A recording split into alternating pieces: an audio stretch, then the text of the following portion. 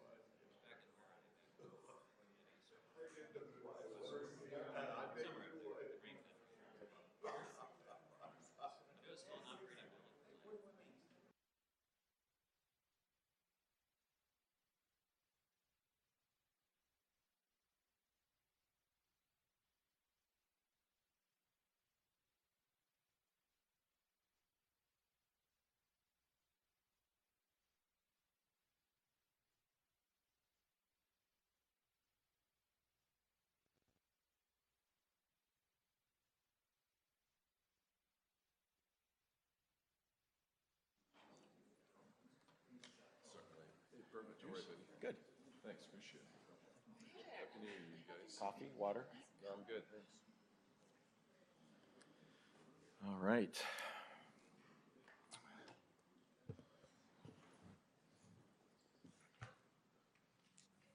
Eric's happy to go over that with you if you need to. Okay. Good morning, everybody. Sorry for the slight delay.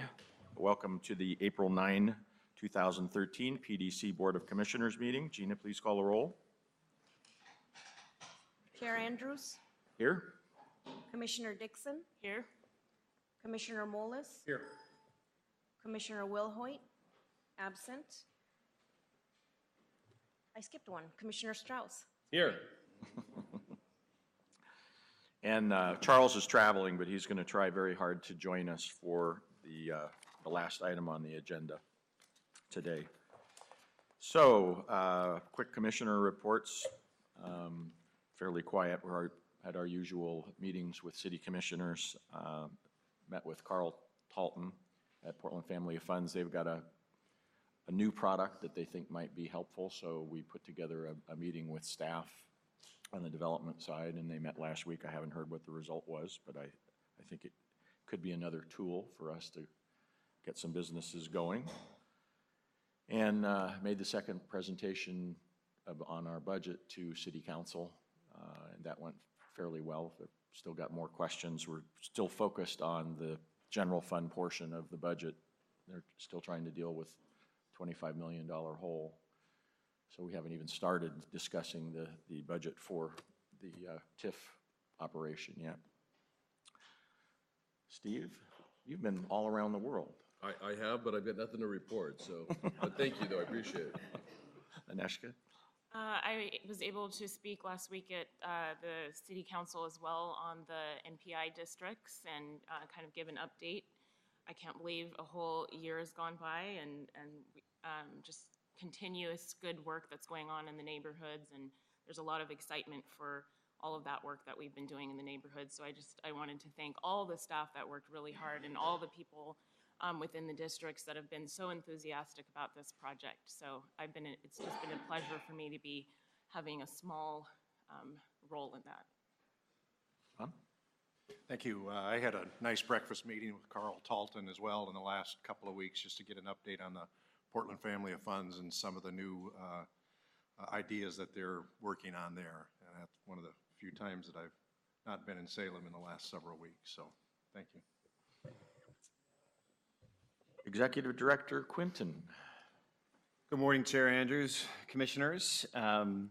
Once again, another busy month. I had the opportunity to join Chair Andrews at the last City Council budget work session, and nothing else to report. It was I think we were very responsive to the questions that they had from the last work session, and everybody seemed to be in kind of good spirits about it, but we'll all have to wait and see how the budget comes out. It's a tough budget season.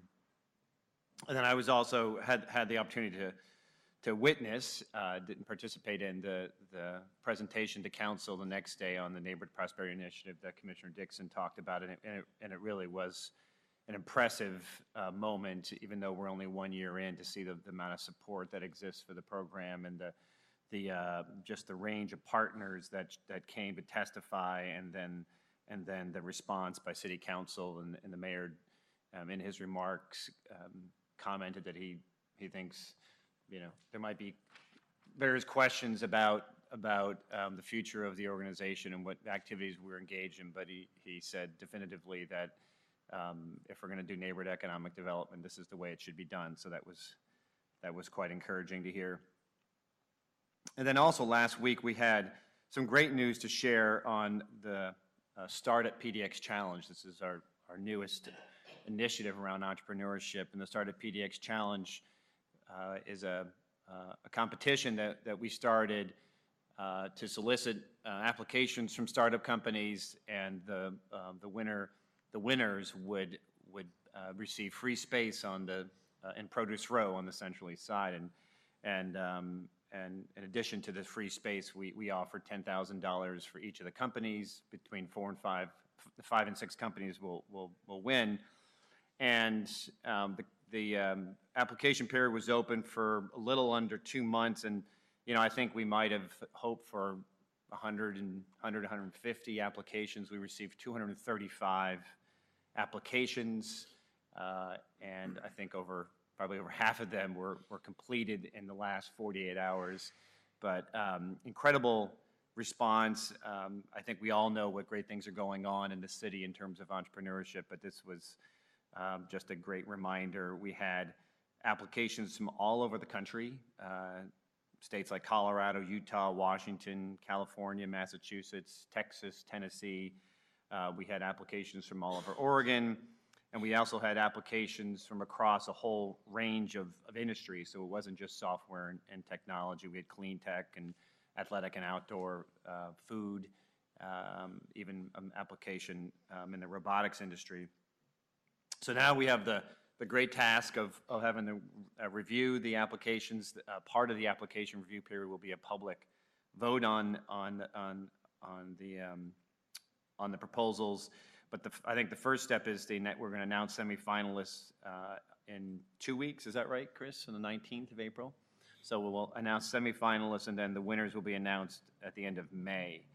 I think the important thing to note here is there will be 5 or 6 winners, and those will be, we expect will be a great group of companies to add to the list of companies that are out there that have been helped by the Portland Seed Fund and by PI and other incubators. But we have 235 companies that have responded, and so we're going to follow up with all those companies, and we're going to see if there's any kind of assistance that we can provide them, and at a minimum, see if there's a way that we can make sure that they all end up in Portland, because we're quite certain that there are a ton of great ideas and certainly a lot of motivated entrepreneurs. So the whole challenge, regardless of who wins and loses, I think is a great boost to what we're doing. And then we will, next year, we're going to use the challenge model again and have a different theme. This year's theme was around Produce Row and generating excitement on the east side. And so we've already announced that next year's Startup PDX Challenge will be focused on promoting minority and women-owned firms. So we're already looking forward to that. We had, over the past few months, we've had a lot of activity in the athletic and outdoor industry. We had a number of companies that have either opened up offices here or moved here. Companies like Sea to Summit, which opened a West Coast sales office in February. They manufacture adventure travel equipment and lightweight backpacking gear. Respect Your Universe, RYU Apparel moved its headquarters to Portland in March. That's another kind of performance lifestyle apparel company. Isla Bikes moved their headquarters to Portland at the end of March. We provided technical assistance on that one, as well as a storefront grant. And then I had the opportunity to attend the Snow Peak grand opening at the beginning of April, along with the mayor. And Snow Peak is a Japanese-owned company and this is their first U.S. presence, and they sell both kind of high-end camping gear and outdoor gear, as well as apparel.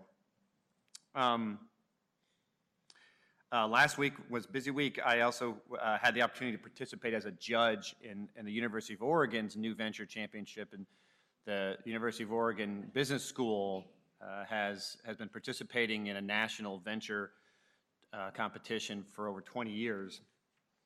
And so this was I was in my first year participating in it. I was very impressed at the quality of competition. 15 companies from all around the world, all companies started by students, by graduate students, but in some very technical fields, a lot of bioscience, life science companies, in addition to some technology companies and whatnot. And so I was asked to judge just one piece of it, to be a trade show judge. So that when you go to a trade show and you see all the booths set up, there's a certain way that you can attract a lot of attention. And so I was one of 3 judges who were kind of secret shoppers who got to walk around, and nobody knew we were judges, and see who put on the best show. But they had an elevator pitch competition, and then they had a kind of the overall competition, and the winner won $25,000 and got to move on to the next stage of that championship. So just a lot of great activity around startups. So after this meeting today, I have the pleasure of flying out to Atlanta and join Commissioner Wilhoit. So Commissioner Wilhoit is in Atlanta right now, as well as Kimberly Branham, our Deputy Director, to do a best practice trip to Atlanta. And we do this annually. We go to another city in the U.S. to kind of look at how they manage development and economic development, and bring back any best practices. So this is the first time we've done the trip to Atlanta. We've done trips to Cleveland, Detroit, and Minneapolis, and even though we love to think that we have it all figured out here in Portland, it's always good to go somewhere else and see some of the great things that are going on in other cities, and there's usually a few lessons that we can learn. Next week, we are participating in a trade mission to Japan, part of the We Build Green Cities initiative. So it's a trade mission to Japan that's focused heavily on promoting our green development industry under the We Build Green Cities marketing campaign that we've started. The trip is being led by Metro President Tom Hughes, but Mitsu Yamazaki, one of our business and industry managers, is participating in the trip and has done a lot of the legwork in building out the agenda and the companies that are coming along. So Mitsu is being joined by representatives from ZGF, CH2M Hill, GLUMAC, as well as Miraz Associates. So it's a kind of further refinement of our trade mission work, in which we really, before we get on a plane and go somewhere internationally, we want to build out the list of companies that really will benefit from that work. And so we hope these companies will be able to benefit from that. And then next week as well, along with Jared Weiner from our business and industry team, will be flying to Silicon Valley with our group of startup companies that are participating in something we call Portland 100, and this is an effort to move up the ladder from the pure startups to early stage companies that show a significant amount of promise to scale, and we're trying to help them get to that next level. And so these are companies that have already raised money, that are already in business, and they're looking for that next round of funding. So we're taking 5 companies to the Bay Area to meet with around 5 venture capital firms, as well as we're putting on, along with the Technology Association of Oregon, a network event for them on the first night we're there. So the companies are Visify, Diligence, Athlete Path, Opal Labs, and Globe Sherpa. So I won't get into all these companies, but all very promising companies in the technology space. And for us, it's kind of our first experiment at taking companies to the Valley and seeing what kind of a quick hit we can make and giving them visibility with VCs. And then lastly, I want to highlight once again that we have the Mayor's International Awards dinner coming up in May 14th. You can go to our website to find out the details on that event. I encourage everybody to attend. This is the 4th year we've been doing it. We do it in partnership with the Oregon Consular Corps. It's a way of celebrating the great international work that is happening in the city, both in terms of companies that are exporting and companies that are also attracting foreign investment. The winners for this year, the companies that we're going to recognize, are Asiana Air, Aimco, Adidas, and Elemental Technologies. And we always recognize a host of companies at different stages. Some companies facilitate international work. Others are small companies that have shown a lot of success in trade. We always recognize a international company that has a presence here. So Adidas is this year's winner in that regard. So it's a way for us to really celebrate all the great work that we're doing internationally. And then, as I always do, I just want to highlight a couple of our personnel changes. In this month, we're not recognizing new hires, we're recognizing 2 promotions. And so the first promotion is Chris Harder has been named the new Business and Industry Division Manager. Chris is sitting right there. Chris has been with the PDC 3 years now, 2.5 years. Meteoric rise in the organization, great. He's been a very hard worker and he's been instrumental in implementing a lot of our initiatives around entrepreneurship and our cluster work. So he's taking over responsibility for the entire division. Chris is a Portland native, but spent a lot of time in North Carolina, and most recently was with the North Carolina Department of Commerce, headed up their Office of Economic Analysis, so brings a lot of economic development experience to the job. So congratulations to Chris. And then Melissa Nelson, right here in the front row, has been promoted to be our real estate and loan servicing manager. Melissa has been with us in our financial planning team for about 3 years, where she worked on a lot of different projects for us. As a budget analyst, she was instrumental in developing our annual budgets, the budgets that we're looking at today. But she also has helped us with our long-term business planning. So she was very helpful to me in building out the 20-year business model that we've begun to use to think about our long-term resource constraints. Melissa probably is either in the lead or getting close to being in the lead in terms of master's degrees within the organization. She has a master's in architecture. She's working on her MBA. Am I forgetting any other degrees on there? No. So anyway, she's going to be working for Gina Bielen, taking over responsibility for the team that manages our real estate assets as well as our loan portfolio. So the responsibilities within Gina's division continue to grow as we think about how to make best use of our assets. And so it's great to have somebody from within the organization that we can promote to help get that work done. So congratulations to Melissa. Thanks. Oh, I'm sorry. I wanted to recognize Jonathan Wilkins, who's sitting right back there in the second row. Jonathan has the misfortune of being mentored by me as part of the Portland Leadership Program. So I asked Jonathan to stop by for some of these budget board meetings and other meetings just to get a sense of what we do here. But the Portland, is that the name, Portland Leadership, the PBA Leadership Program? Yeah.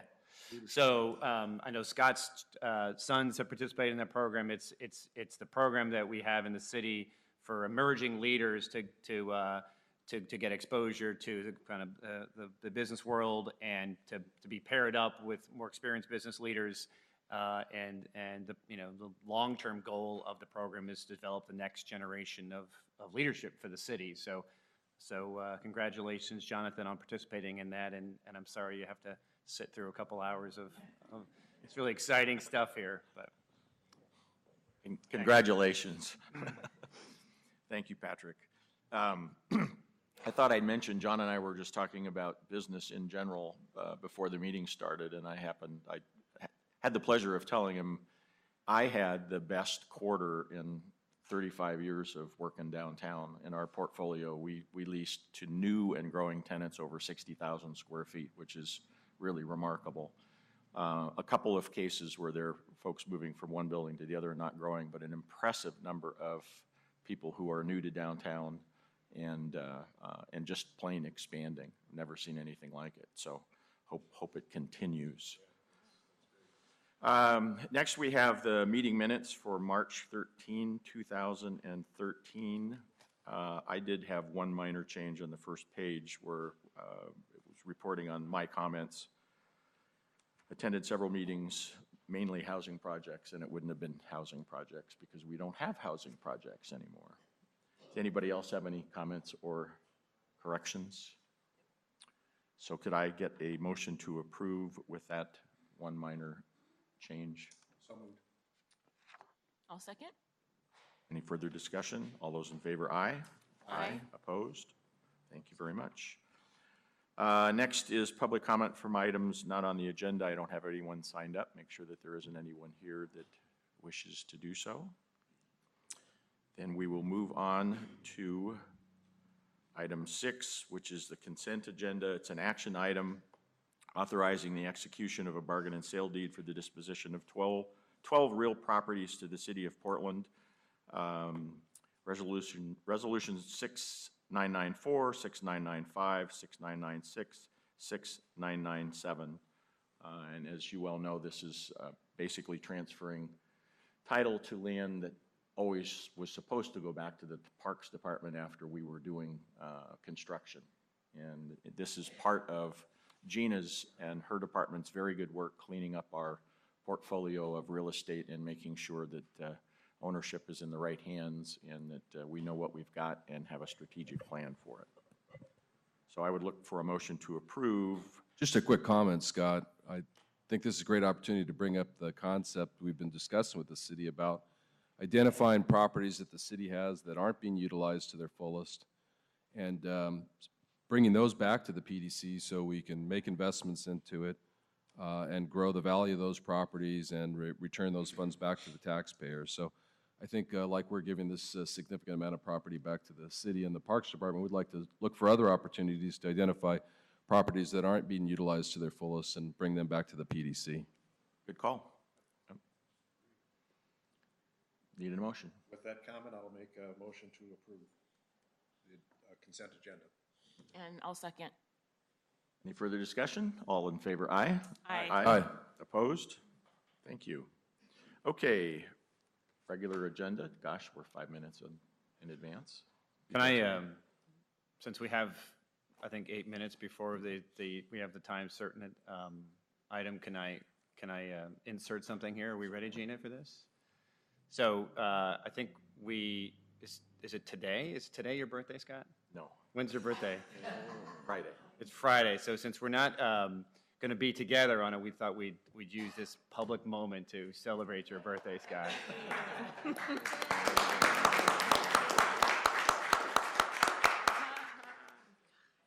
As of last year, I stopped celebrating birthdays. Hey, it beats the alternative.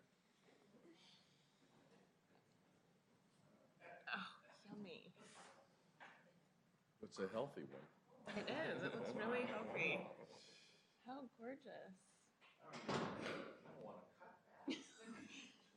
Gina, you're like the cake. That's why Kate's here. Perfect. Thank you so much. Happy birthday, Scott. Happy birthday, Scott. We're going to sing for you later, buddy. It's Charles' birthday next week on Thursday. Oh, Well, happy birthday to Charles. we could get after him. So Kate's going to cut it up and serve, but we can move on, I think. We can move on? Yeah. Even Even though we're 5 minutes ahead of a time certain? Well, if everybody's here for the time certain. I think everybody's here. So why don't we get going? It's not an action it is an action item, I'm sorry. Resolution 6998, authorizing a pre-development loan with Centennial Mills Portland LLC in an amount not to exceed $350,000 for due diligence and schematic design for Centennial Mills in the River District Urban Renewal Area. Mr. Bowers and Mr. Wood. Scott, I do need to declare a statement of potential conflict. As you know, I'm the president of GLUMAC. I noticed upon receiving the board packet that GLUMAC was listed as being on the project team for this project. As I'm aware, we did have some discussions with Venerable Property, but we don't have any proposals or contracts. And so I've been advised by council that I can participate in deliberation of the matter, but I am going to abstain from voting on it just because I don't want to have any appearance of conflict. So thank you so much. Thank you, Steve. Good morning, Chair, Commissioners, Executive Director. My name is Lou Bowers, and I manage the Central City for you. I'm very pleased to be able to present to you this new concept for the redevelopment of Centennial Mill. Since you last saw it, we have run a new competitive process. We have negotiated and executed an MOU with a new development team that will be introduced to you, and we have negotiated the pre-development loan, which is before you today. So we really this is a major benchmark in the revised project. We're very excited about this, and we're very look forward with great anticipation to bring it to fruition. Last commission meeting, you met a new staff person, Bruce Wood. He is the new project manager for this project, and he will be providing you with the staff presentation. Good morning. Thank you, Lou. My name is Bruce Wood, and I'm a senior program coordinator here at the PDC and the project manager for the Centennial Mills project. As you are aware, I'm new to this project, and I wouldn't be able to be here today without the help of several people here at the PDC that have brought me up to speed on this exciting and very challenging project. I want to single out Brian Lord for his patience in helping me learn the systems that prepare and process the documents, and a very big shout out and recognition to my fellow coworker, Sarah Harple, for all her help working with me on this project and putting this loan request and presentation together. We are here this morning to request approval of a $350,000 pre-development loan to Harsh Investment Properties to be used to complete property due diligence efforts and schematic designs for the Centennial Mills project. For those not familiar with the project, I'll provide a brief summary of the past efforts and then go into more detail on the specific loan requests on our next steps to move this project forward. As many of us present today can attest, the Centennial Mills site is one of the most, if not the most complicated and challenging projects ever undertaken by this community. Mostly construction in 1910 and built to last a mere 15 to 20 years, here we are over 100 years later, working to find a way to capture and preserve the property's unique history while balancing the often competing objectives of environmental cleanup, habitat restoration, community benefits, and financial reality.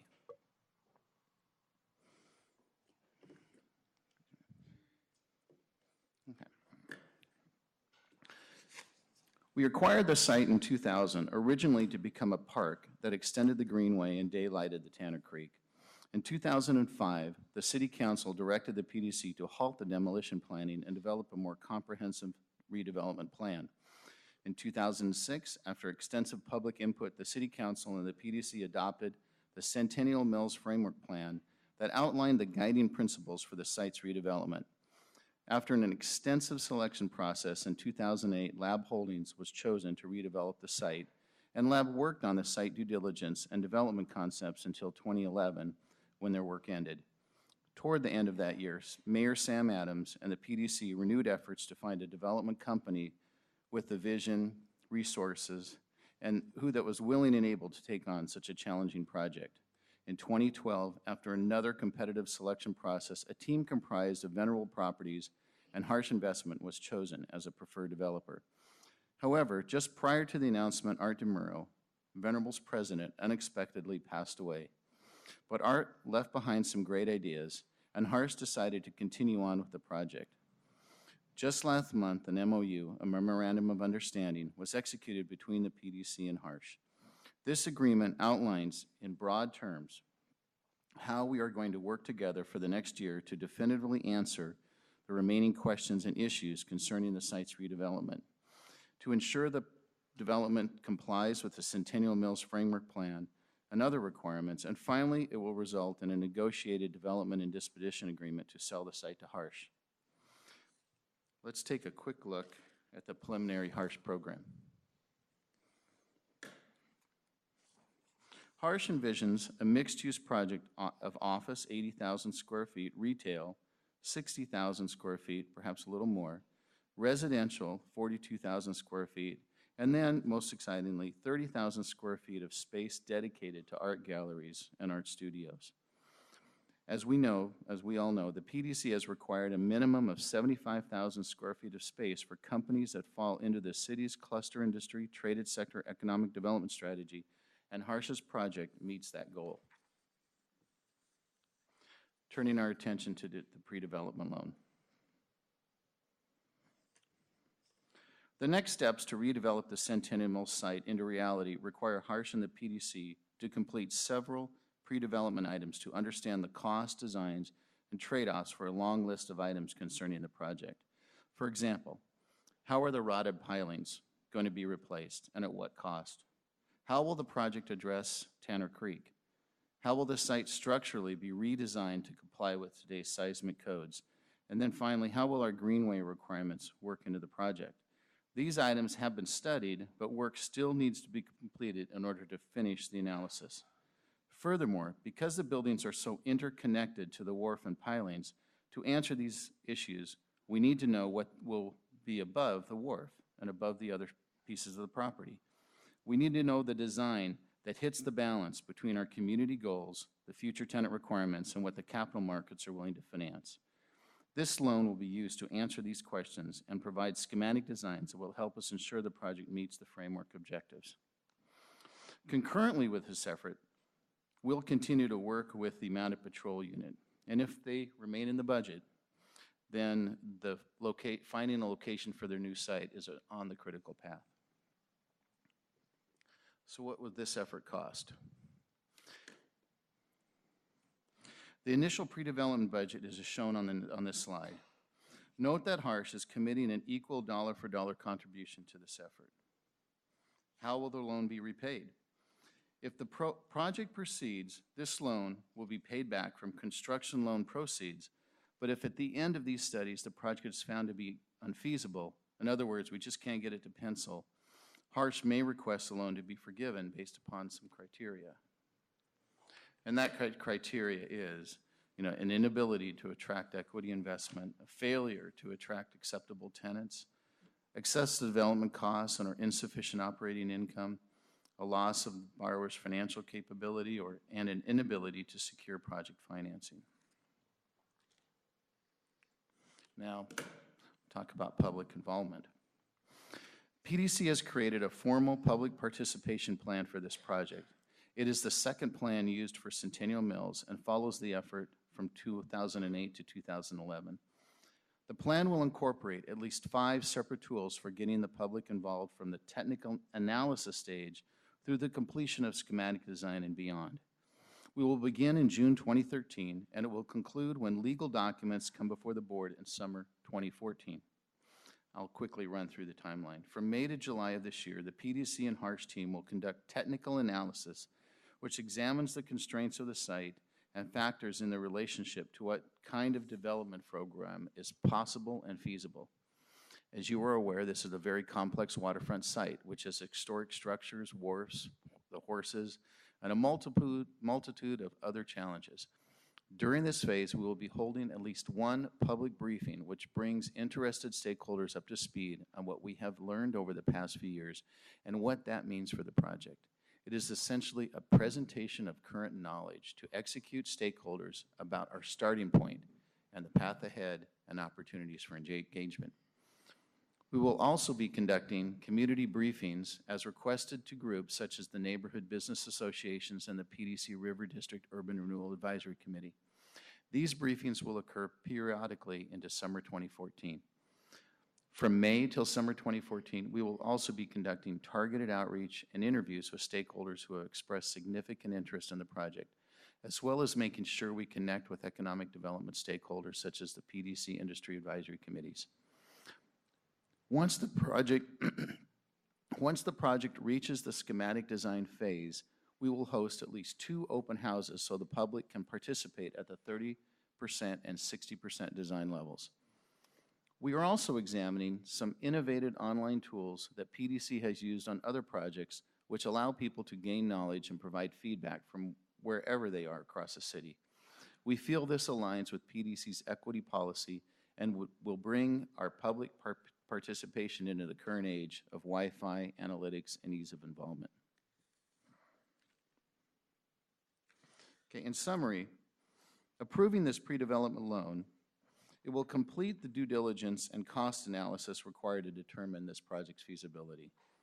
It will develop a plan consistent with the guiding principles of the Centennial Mills Framework Plan that will provide open space, capture the history, define a community focal point, embrace sustainability, and strengthen connections among the adjacent properties.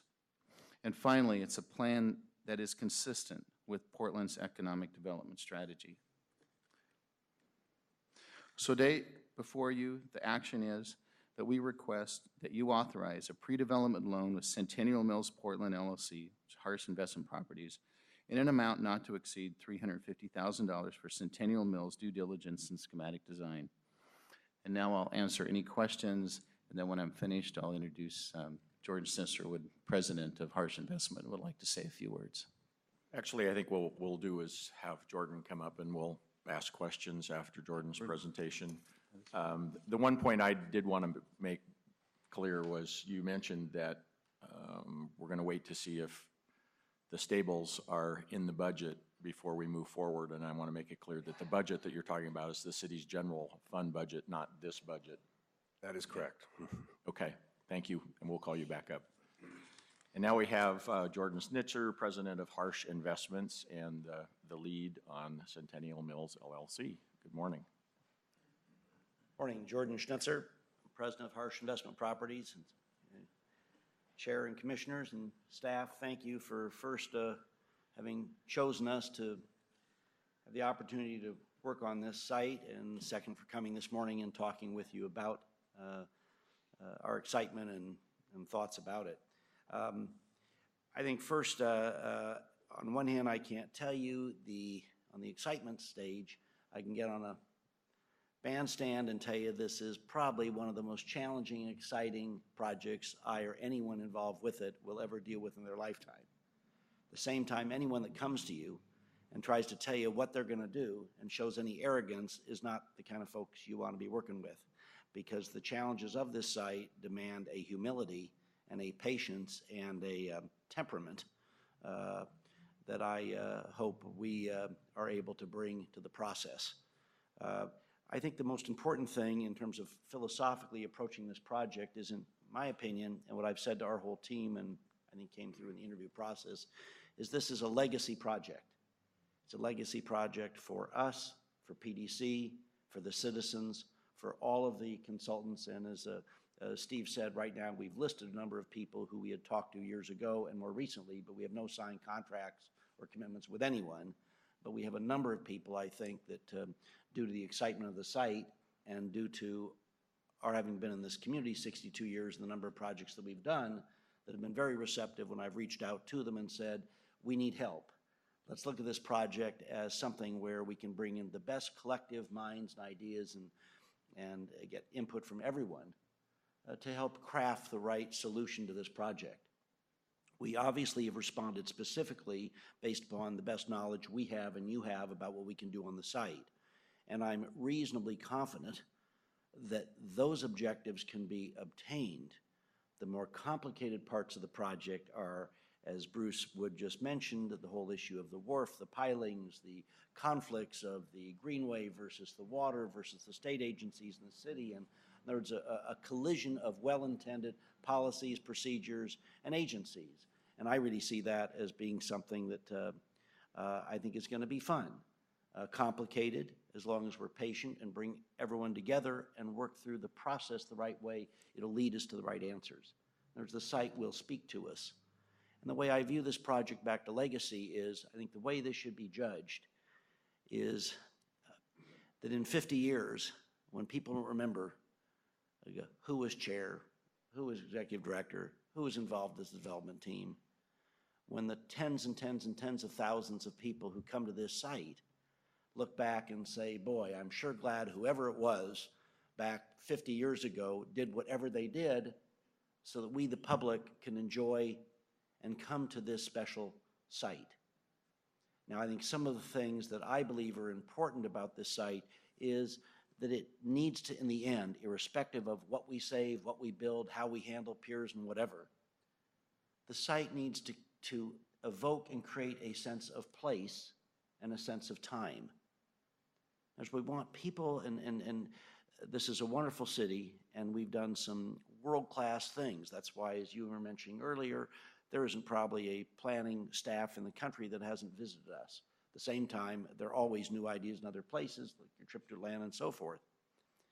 But one thing we probably haven't done as good a job doing is, first, we don't really have any access to the waterfront on this whole side of the river. Second, we really haven't done much of a good job preserving a place that shows what activity, what commerce was like, call it 100 years ago. So this is one of the best last sites left. Obviously, the port has a lot of property, going west here, but those are more commercial and warehouse buildings and so forth. So the way I see this is, I remember years ago when I was at the Smithsonian, and I remember seeing that Kohinoor diamond, that big, huge diamond. And when you read about it, the diamond cutter spent like a year just sitting and staring at it and thinking about it, okay? And I see this as a jewel, and that's why I can't emphasize enough the process. So I think, to be specific, that process will involve, as I said, first, more than anything, that legacy concept. Are we sure what we're doing will be looked back on with appreciation and respect and enthusiasm? Second, we've got in our responses, there are 5 principles, and that is, we need to define a signature city open space. Okay, it's critical that this be a space that is engaged with the public, that they feel welcome, they want to come down there, and we're talking about, generationally. Okay? Next, we want to somehow capture the history, as I said before, of the time and place. And it was interesting, last week we got a call from a fellow that has a small milling company and wanted to take a look at the site and see if there's a way to have a small business actually milling some grain here. That would be over the top if we could include that, to actually have something working that shows on a smaller version what the Centennial Mills Company did here. Next, we want this to be a community focal point. We've got to figure out in this mix of activity, so this is that everyone feels welcome, that is activated Saturday mornings and Thursday nights. Okay. Next, we need to obviously strengthen the connections to the river. And this is probably the most complicated piece, because there's going to be an inherent collision between preserving as much of the structures as we can and yet having sort of free-flowing access on the greenway.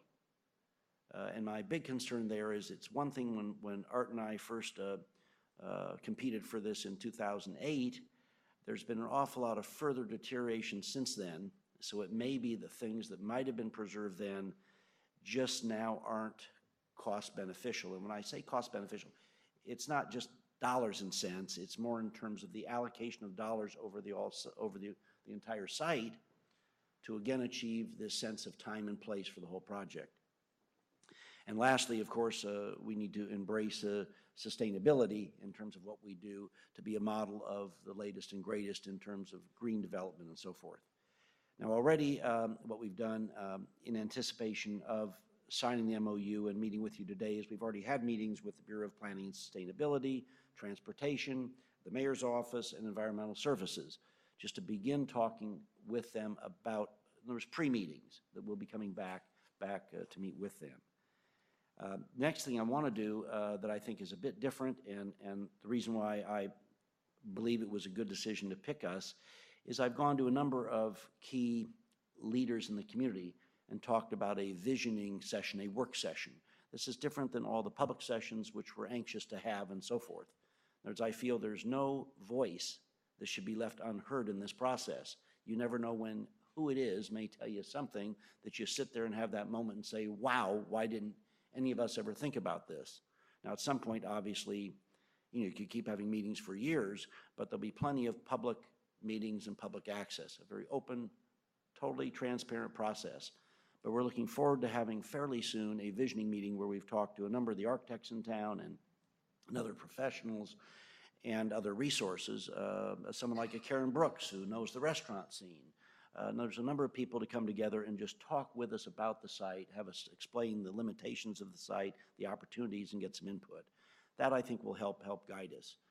In the MOU, which I think you've reviewed, staff has, we have a long list of professionals and experts that are already people we've talked to in the past and considered, and will be, after this session, if you vote favorably on this loan, we'll proceed now to ramp up engaging a number of professionals. In addition, we've added a few more, and one is particularly important, I think, and that is that I had the good fortune of working with the Parks Foundation after they had already made the selection of Lori Olin, the world-class landscape architect that did such a brilliant job on Director Park that's gotten so many national awards. And I called him 2 weeks ago, and I said, you know, we've signed a memo of understanding with the Portland Development Commission, and geez, we'd sure like your help on this. Any chance we could get you out here to see whether the site is exciting to you? For those of you that may not remember, he, again, the Portland Parks Foundation had already retained him and designed a lot of the Director Park before I sort of got involved, but he's one of those people that I think all of us have had in our lives where you just want to sit at his knee and just listen. And he was head of the architecture, the landscape department at MIT. He works out of Philadelphia. He did Battery Park. I mean, the list of the things he's done nationally, internationally are legendary. But it's that wisdom and just that sensibility and sensitivity that I thought could help us. Furthermore, I like the idea of bringing in the best of the wonderful professionals we have in this community with some outside resources like Lori Olin, and he's already sent his partner from Los Angeles up here, and she visited the site a week ago, and they're very excited about it, and he's coming out later this month. In addition, Tom Meyer, who we'd found, who's from Minneapolis, who'd done the Mission Mill project in Minneapolis that I visited.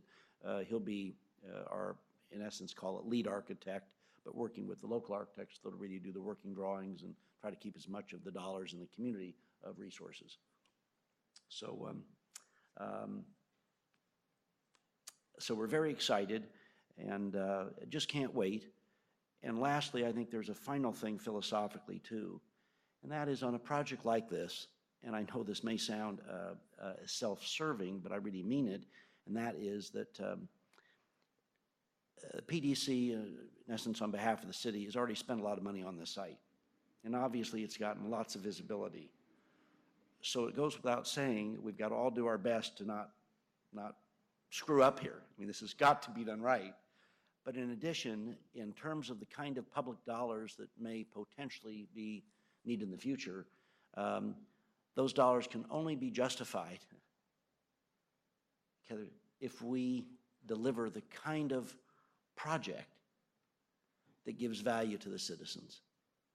So it's those 2 points here. This has to be a legacy project that we look back on in 50 years, okay, and people are pleased that we did the work. At the same time, on a current basis, the investment we make, you make, is well spent. So thank you. Thank you, Jordan. Why don't you stay here? There might be a question or two. I really love the passion that you have for this project. I love the concept that you have. I really appreciate the realistic attitude about the kind of challenges that the site is going to have. The only one question I have for you, I know it's going to come up, is the $700,000. How was that number arrived at, and give us a little bit better picture of where you expect to be at the end of spending that money? Basically, what I think's happened on this project is a long time ago, back in the first round, a lot of people got excited about a whole bunch of ideas.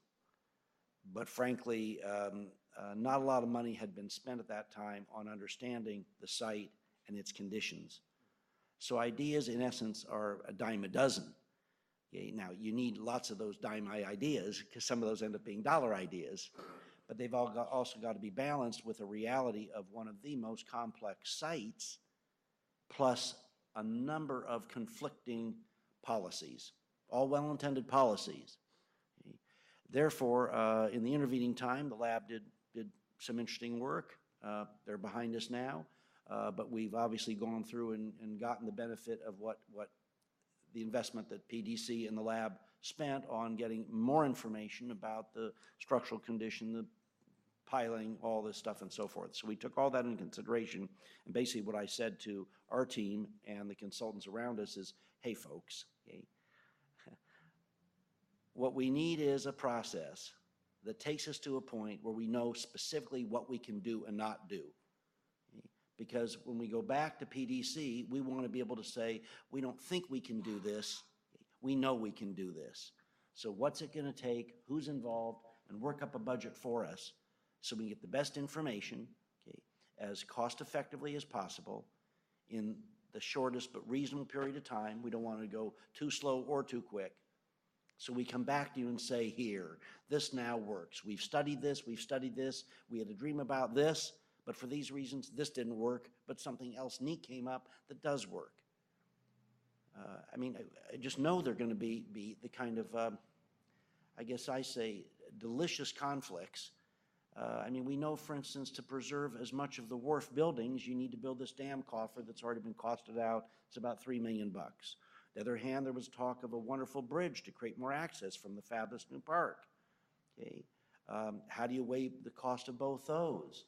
The further deterioration of the pillars, the creative space we're going to have in the towers. I mean, it's just, it's ripe for a wonderful, well thought out process that I think we are capable of doing.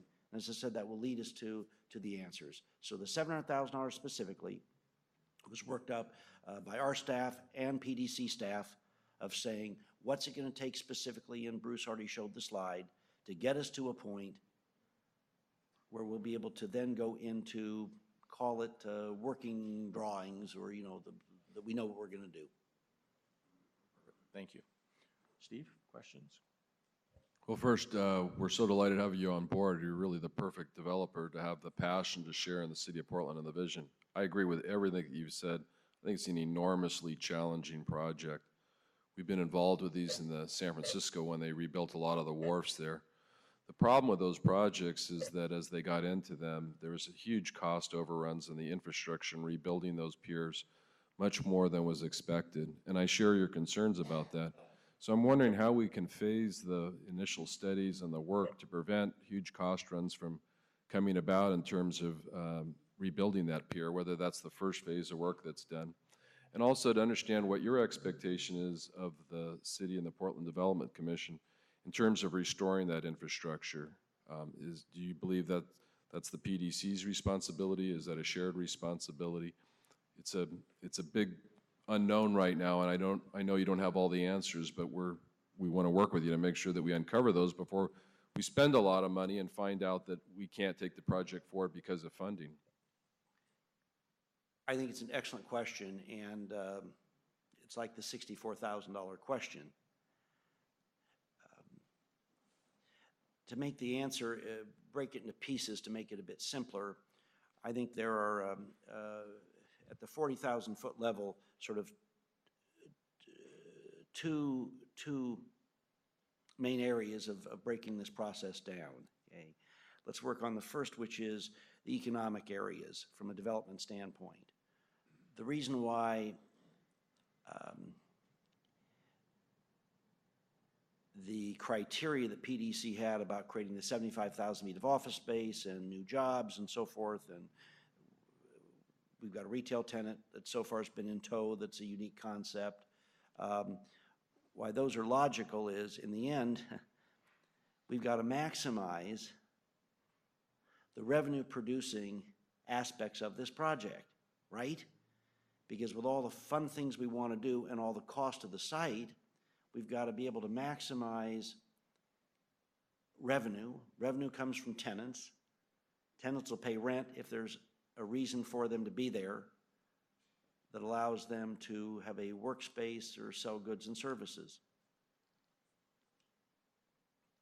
So we'll be coming at, from the real estate standpoint, from one direction, is how do we maximize earned revenue on the site. On the site side, we've got an issue that the more we want to preserve for the public good, the greater cost that's going to be. And in terms of the public access, the greenway, the water issues, that's where there's going to need to be some degree of substantial public investment for public good. And that's where that has to be measured carefully and work in partnership with PDC, the mayor's office, and in essence, the community. So that's why I think the one thing I can guarantee you is you won't find any company that will work harder, be more open, more transparent, and more receptive to public input. That doesn't mean ultimately we're not afraid of coming back with recommendations that aren't going to please everybody. Okay? But that word humility, and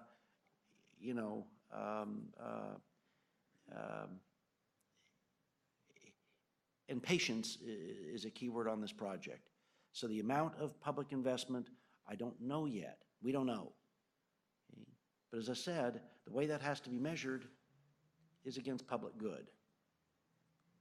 So we'll be working hard with the real estate experience we have and the team we put together in our company and others to maximize earned revenue from the right residential, the right retail, the right office mix. Okay? And then there'll be infrastructure costs to help accomplish that. And then there'll be other public areas that will need additional public investment. Does that help answer? Is that too? It's a good answer, yeah. It's best you can do at this point, right? Yeah. One more question is, the buildings themselves also are substantially deteriorated, and I know that there's some historical aspects to them, but I think that there are certain elements of the project that could be restored and the rest of it demolished. And even including just holding up the facades of some of the buildings that are somewhat historic in nature and demolishing the rest of the buildings. Have you evaluated that, and do you have any preference, and do you think you can maximize the development opportunities by maintaining the facade but building a new infrastructure that's seismically better and ties in better with the pier system?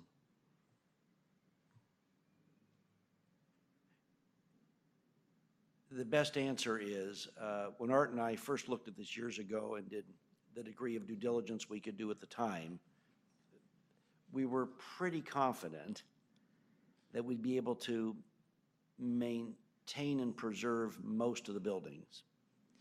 I went through the project maybe 6 months ago, and we've had KPFF and other teams go through it too. And we were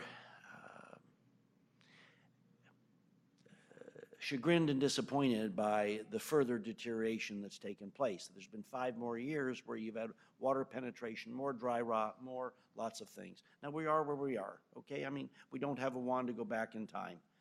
And that's why I think the specific answer is,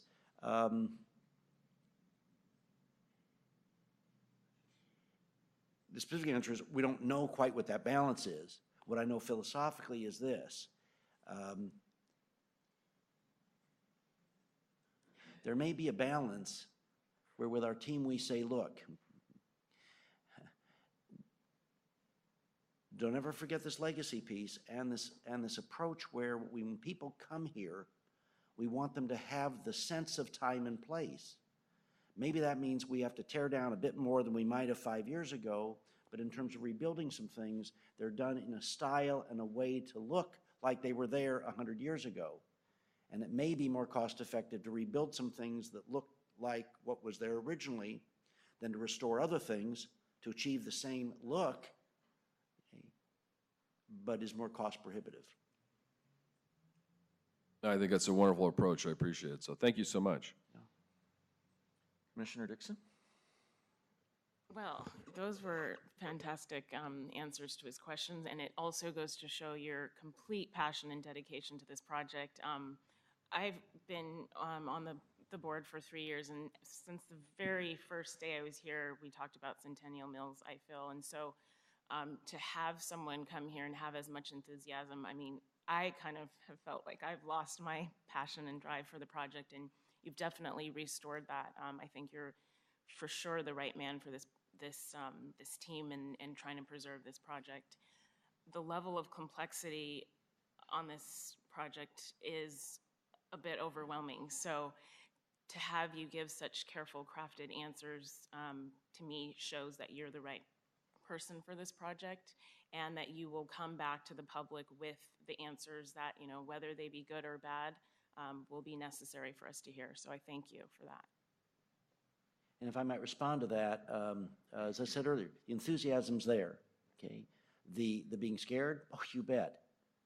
God, if anyone approaches this and isn't scared, then they got the wrong, okay? But that's where, for instance, in part of this visioning team, we've talked to Bing Sheldon at Sarah, worked with him for years. He's a wise, thoughtful man. He's done some amazing, amazing projects. I trust Bing. I trust his insights. We brought Hannah Barrietti in. Dave Ward's on that. I mean, the teams we brought in to eventually, we assume, probably work with Steve and your experience down in San Francisco. I'm saying, I'm proud of being scared. Okay, if I weren't scared, okay, I wouldn't have gotten where I've been business-wise and wouldn't be tackling this. But how do you solve that? It's by bringing together the best minds you can and saying collectively them, hey, we need to work on this as a community project, okay? What do you think? Help us, Steve. Help us, Bing. Help us, Tim. Help us, Lori Olin. Okay? So when we come back to you, okay, at least we've done the best job possible and validated your decision to work with us, that we've brought in the best minds to help us as resources figure out what the eventual recommendations will be. I mean, does that make sense?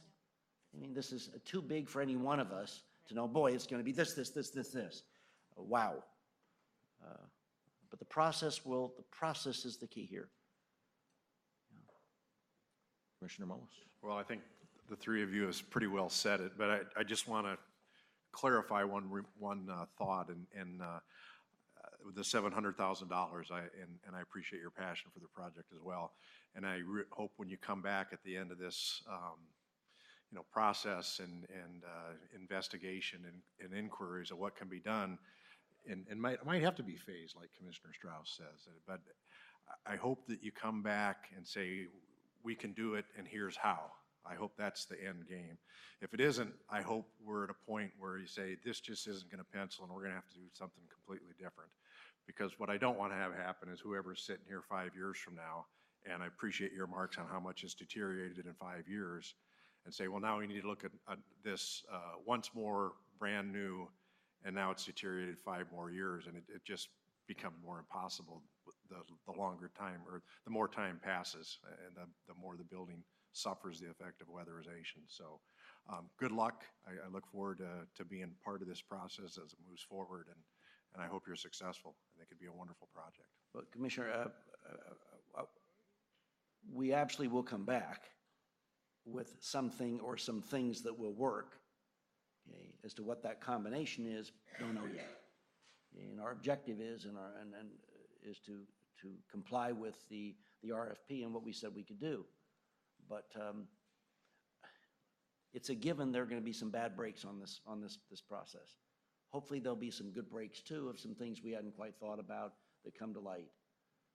But at least we'll work our tails off here and bring in the best resources and come back so that our investment and your investment will not have been ill spent.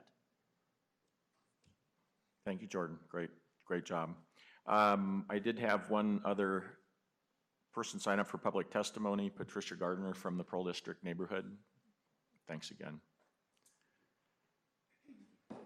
Patricia, if you could hold your comments to the usual 3 minutes, that would be appreciated. Not a problem. Patricia Gardner, Pearl District Neighborhood Association, and also co-chair of the River District, URAC. I've listened quite hard to what was spoken today, to everybody. And I guess the main thing that I want to say is the process that's laid out is good.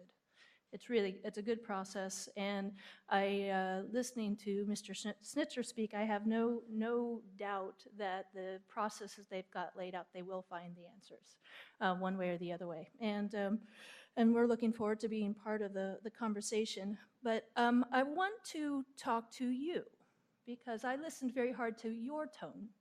And I would say this, I know you're jaded on this project, and it came across loud and clear. There was a lot of gloom. If you guys were a cloud, you would have been black. And that's kind of a little bit frustrating when you're starting at the beginning of the project. And so I think I would really challenge you to find some silver lining here. We're just starting he's starting the process. He's got a good process. You're going to be putting money into it. There are going to be great opportunities that come out of this. And I have no doubt that the team that they've put together is going to find those great opportunities. They've got the support of the community, strong support from the community. And I think that you guys are just going to have to remain open to the process that he's laid out. It's very thoughtful. And, he's doing everything that he needs to get the right answers. And so I would just say that, the reason why he was chosen by the selection committee is because of his passion. And, this is a very passionate site for the community at large, not just this neighborhood, but the region. And so remember that passion if you can, because we're all going to need it. We've talked a lot about the challenges. There are, again, opportunities. And so what's going to overcome all of those challenges is going to be a great deal of determination from all of us. And so I just wanted to kind of talk directly to you about this, because you're going to have to find that determination and echo his passion to some degree. Okay? So that's it. Thank you very much. Thank you. Thanks for all you do for the neighborhood. You're welcome. Okay, Lou, Bruce.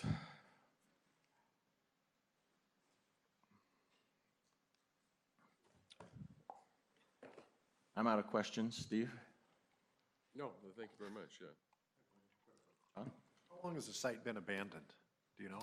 Well, we purchased it in 2000, and it's my understanding at the time we purchased it that the Centennial Mills had stopped at that time. Shortly before that, they had stopped. So how long that, 13 years? We were asking our resident historian, Bruce Allen, but he can't remember the exact date, but that's around then. I just didn't know if it'd been sitting for 10 years before that or 20 but pretty much in business until 2000. Okay. If I could make one comment to Commissioner Strauss's question, it's very pertinent about the pillars in the dock, and we're very aware of looking at that early and trying to get an assessment of what that cost will be. It's a little bit of an iterative process because you have to know what's going to be on top of the pilings in order to know exactly what it's going to cost to restore them. But we are very preliminary work research that happened the first time showed that around $5 or $6 million was going to be the ballpark. Now, we're going to check that and see if that's the right order of magnitude, but that's at least the level that we're looking at. And then depending on what is built on top, we can adjust that. So we're watching that very carefully because your experience is very helpful. Those can get real expensive real quick. And that was exactly my comment. I think it would be wonderful if you could prioritize the study to do the analysis of the pier and make sure that there's a foundation that you can work with that'll determine what the rest gets built.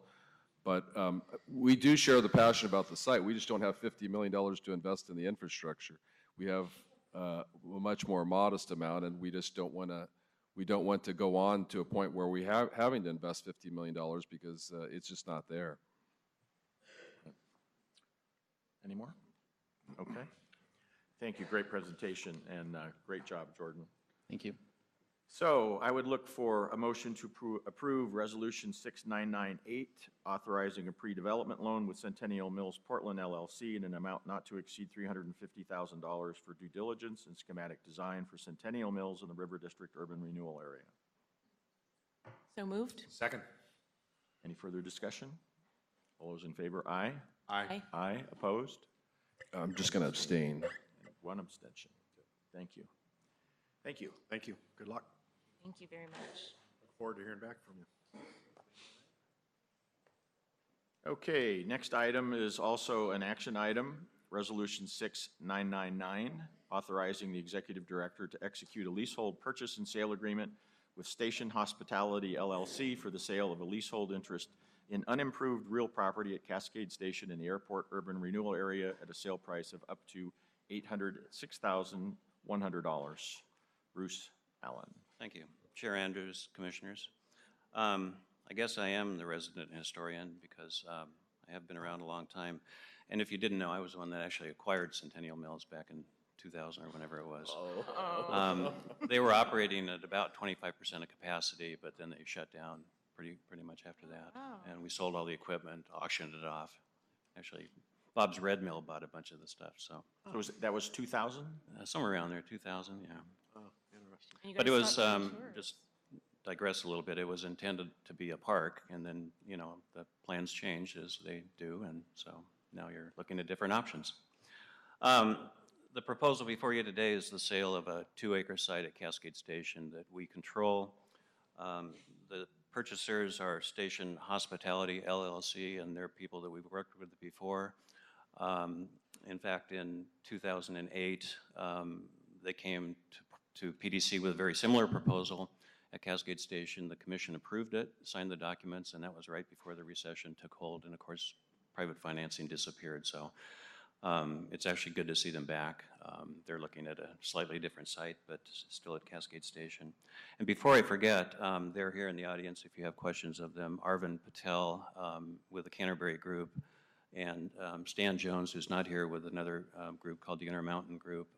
But they're represented by Arvind and Shirin Patel, and Simone Jones here is with the Intermountain Group, if there are questions. Let's see if I can use this thing.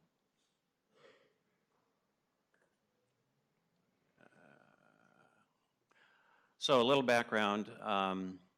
As you can see, this is an aerial photo looking west. Portland International Airport is in the background. And Cascade Station is roughly an area, this is Airport Way, 205, and it roughly runs down here. It's about 120 acres altogether. And of course, you know, in the 1990s, this was all vacant land. So What happened was in the mid-1990s, the Bechtel Corporation approached the port, TriMet, PDC, and the city with a deal to bring light rail to the airport. And as you know, that was successful, and in fact, the light rail line itself is very successful out at the airport. In exchange for giving the parties a discount on the design and construction of the project, the Bechtel Corporation wanted to have control of the 120 acres and basically as a real estate venture. That deal was put together and the light rail opened in 1999, and at that time there was another small recession, but the biggest problem was that the zoning that was applied to the Cascade Station property didn't allow any big boxes or any basically anchor tenants. The largest building that could be built out there was 60,000 square feet. And if you look at IKEA, for example, it's about 280,000 square feet. So it sat empty for 5 years. PDC put $14 million into the light rail line of urban renewal funds and another $14 million in a loan for the development of the park blocks, which is in the center of the project. That was a loan to be paid back, but because the land sat empty for all those years, Bechtel had debt, huge debt, and by 2005 they wanted to get out of it, and they did. Instead of paying us the $14 million, which they didn't have for the project, we got $14 million worth of land. And so we acquired that in 2005, went through another major recession, built the FBI project, and now this would be our second sale. And I should point out that the sale is not fee simple title to the property. It's a 99-year land lease, so we're actually selling development rights. Let's see.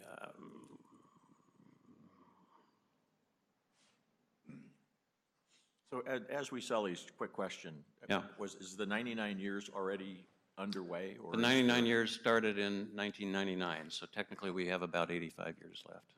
Yeah. This is another map showing the property this is Interstate 205, and this is Airport Way going to the airport. Cascade Station is most of the colored stuff surrounding the park blocks, which again are here in the middle. The PDC 36 acres that we got are the yellow sites. So there's one here, one here, one here, and one here. And the first sale, as I mentioned, is the FBI site, which is right here. And the site of the hotel is actually going to be right next door to the FBI site, so it's approximately like this. The transaction we're proposing is at fair market value. They will pay cash at closing. They have approximately a year to get everything together, to get all the design work done. They have to go through design review, permits, et cetera, et cetera. And we would expect them to be under construction by the spring of next year. With that, I think I'll just answer any questions if there are any. If you'd like to talk to the LLC, again, representatives are here, and happy to answer questions. Would the representatives of the LLC like to come forward? I'd be happy to.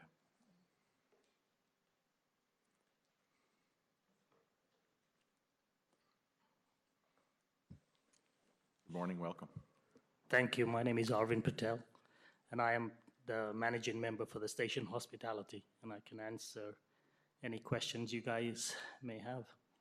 Okay. I was just going to make a couple quick comments. First of all, you left out what I think is the best part of the story of Airport Way, and that is I consider it the poster child for success.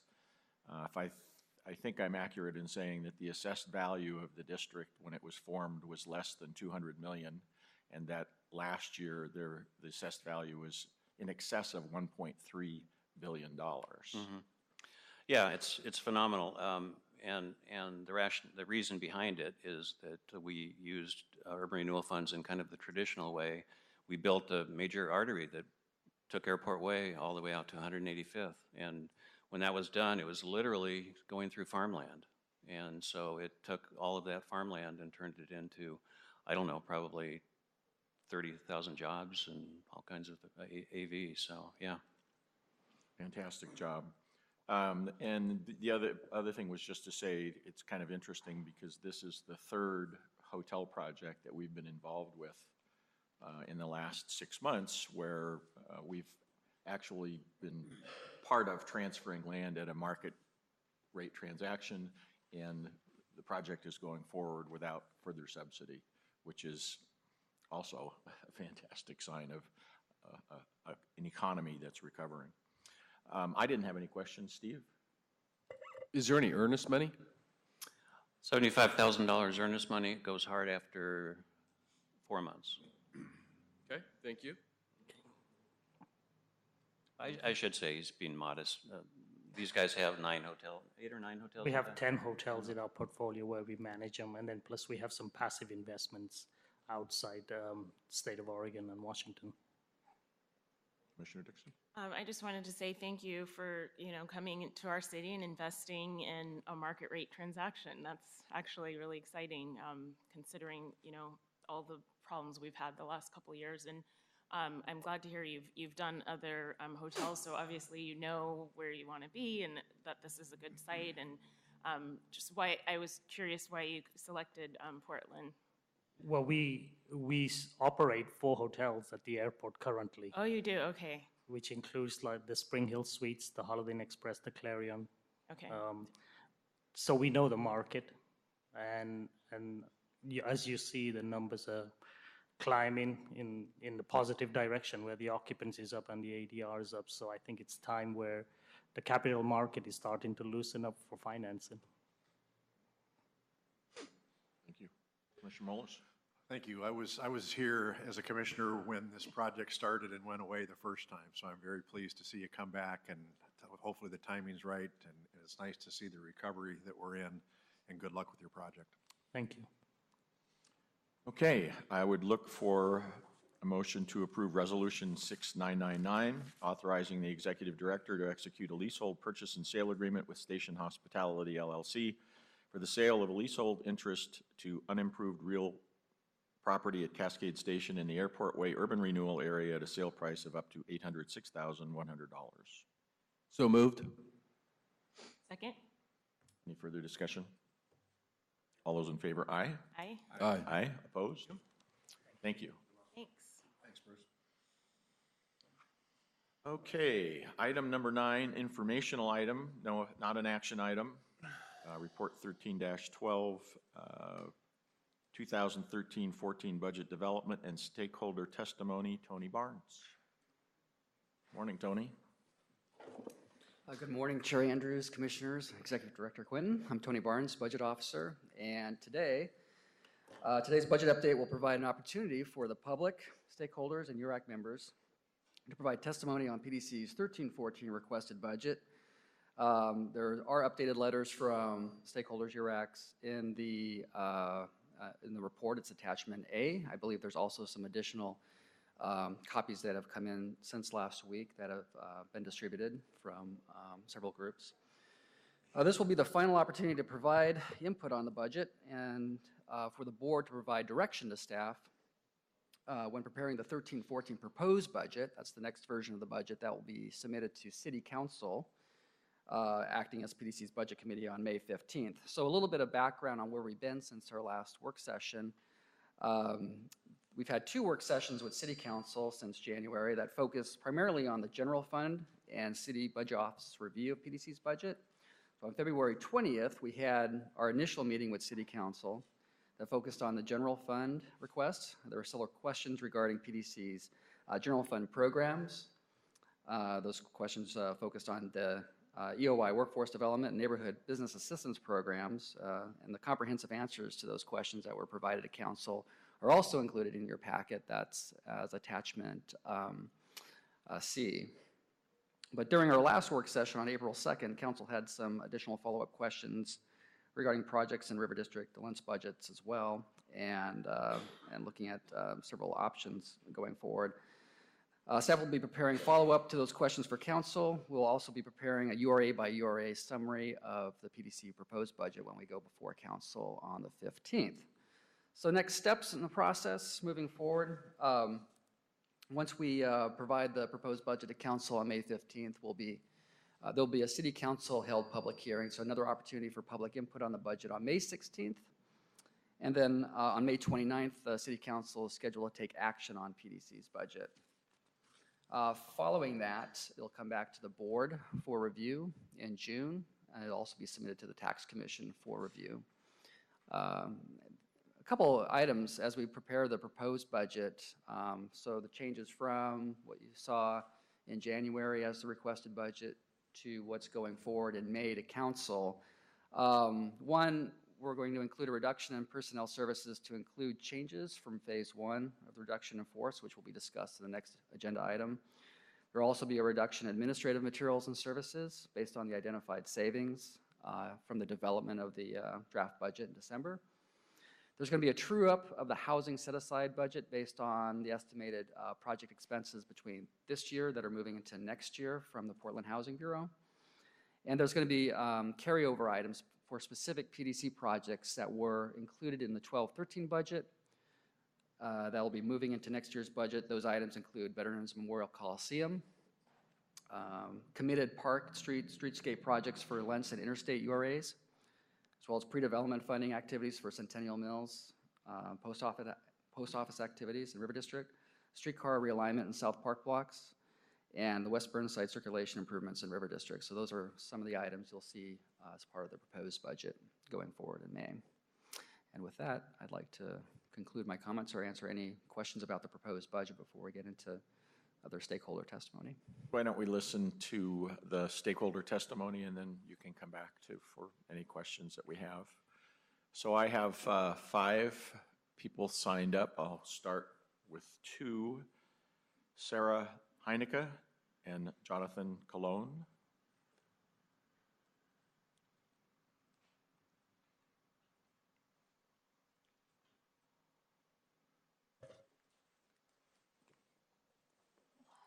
Good morning, welcome, and thanks for taking the time to visit with us today. Good morning, Commissioners. I'm Sarah Heineke. I'm with the Lloyd Eco District. I'm the Executive Director.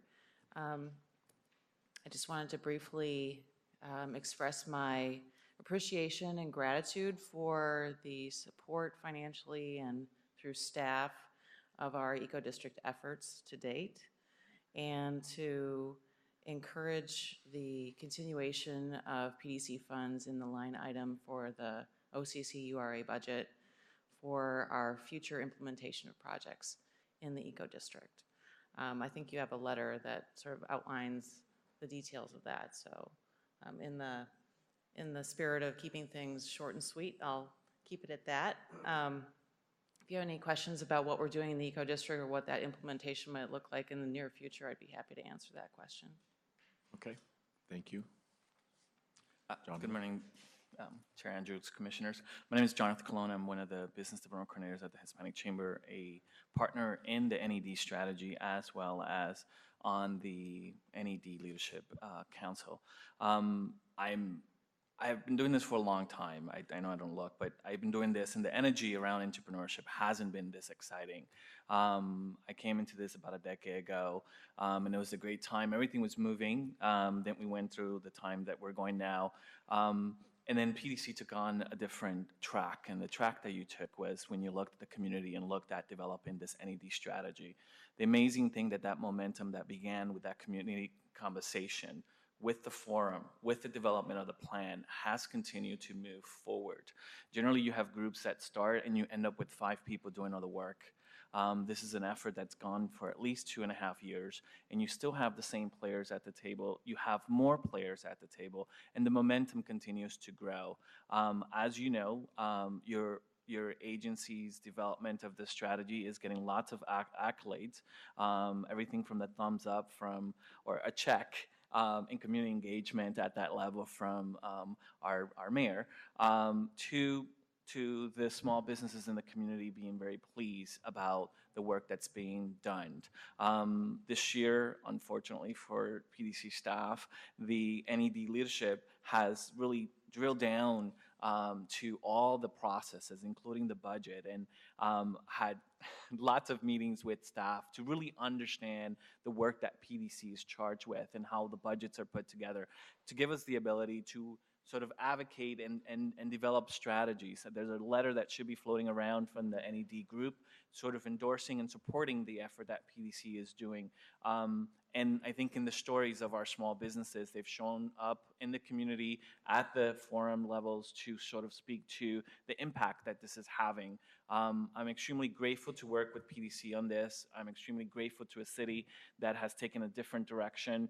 I am grateful for seeing the impacts that are happening at the ground level, and this is all done through all the partnerships. We finally got to a point, I think, in the community that we are an ecosystem and that everyone brings something to the table, and that working together, we're going to be able to impact on that economic development piece that we're working on this. So thank you. Thank you. I don't have any questions for either of you, but I would say that through my work on the Veterans Memorial Coliseum, I got very familiar with the Eco District in the district, and it's very impressive, the group that's behind it and the thoughts that are behind it, and it's really the district where we have the most opportunity to get something done. And I can tell you that all of the members of this board are really interested in seeing that move forward. Anybody else, question or comment? I'll just say, being on the NED Leadership Council, we are extremely grateful for all of your time and energy to that organization. I mean, you're at every single meeting, more than I am able to attend. So it's people like you that really make a difference in our community, and we just thank you for all your work and for both of you for your contributions to the city. So thanks. For the opportunity. Thank you very much. There was one more person that signed up that wanted to talk about the Lloyd Eco District, Wade Lang.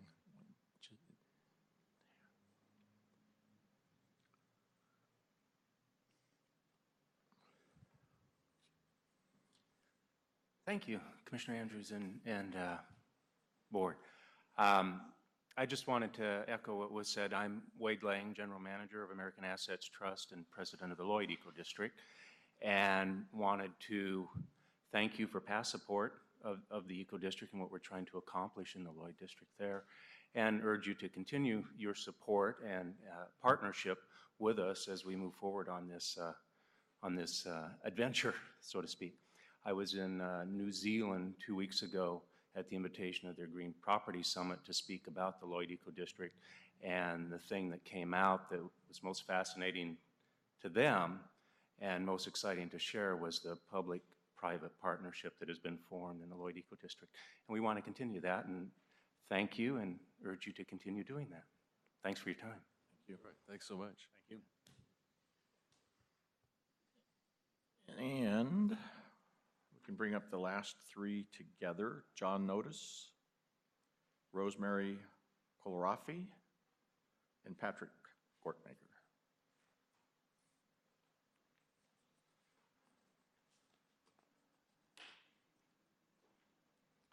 Good morning, and again, thank you for spending some time with us today. Why don't we start on that end? And all right.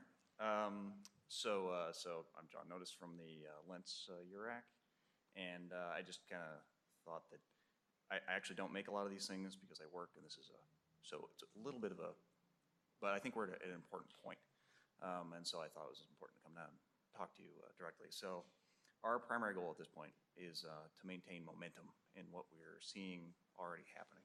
So right now, I'm getting, people who aren't involved in PDC, who just live in the neighborhood, who I talk to, are excited about the streetscape stuff that's happening down in the town center, and they're taking notice, and it's helping kind of overcome a lot of the long-standing cynicism that is sort of endemic out there, and I think that's a very good thing.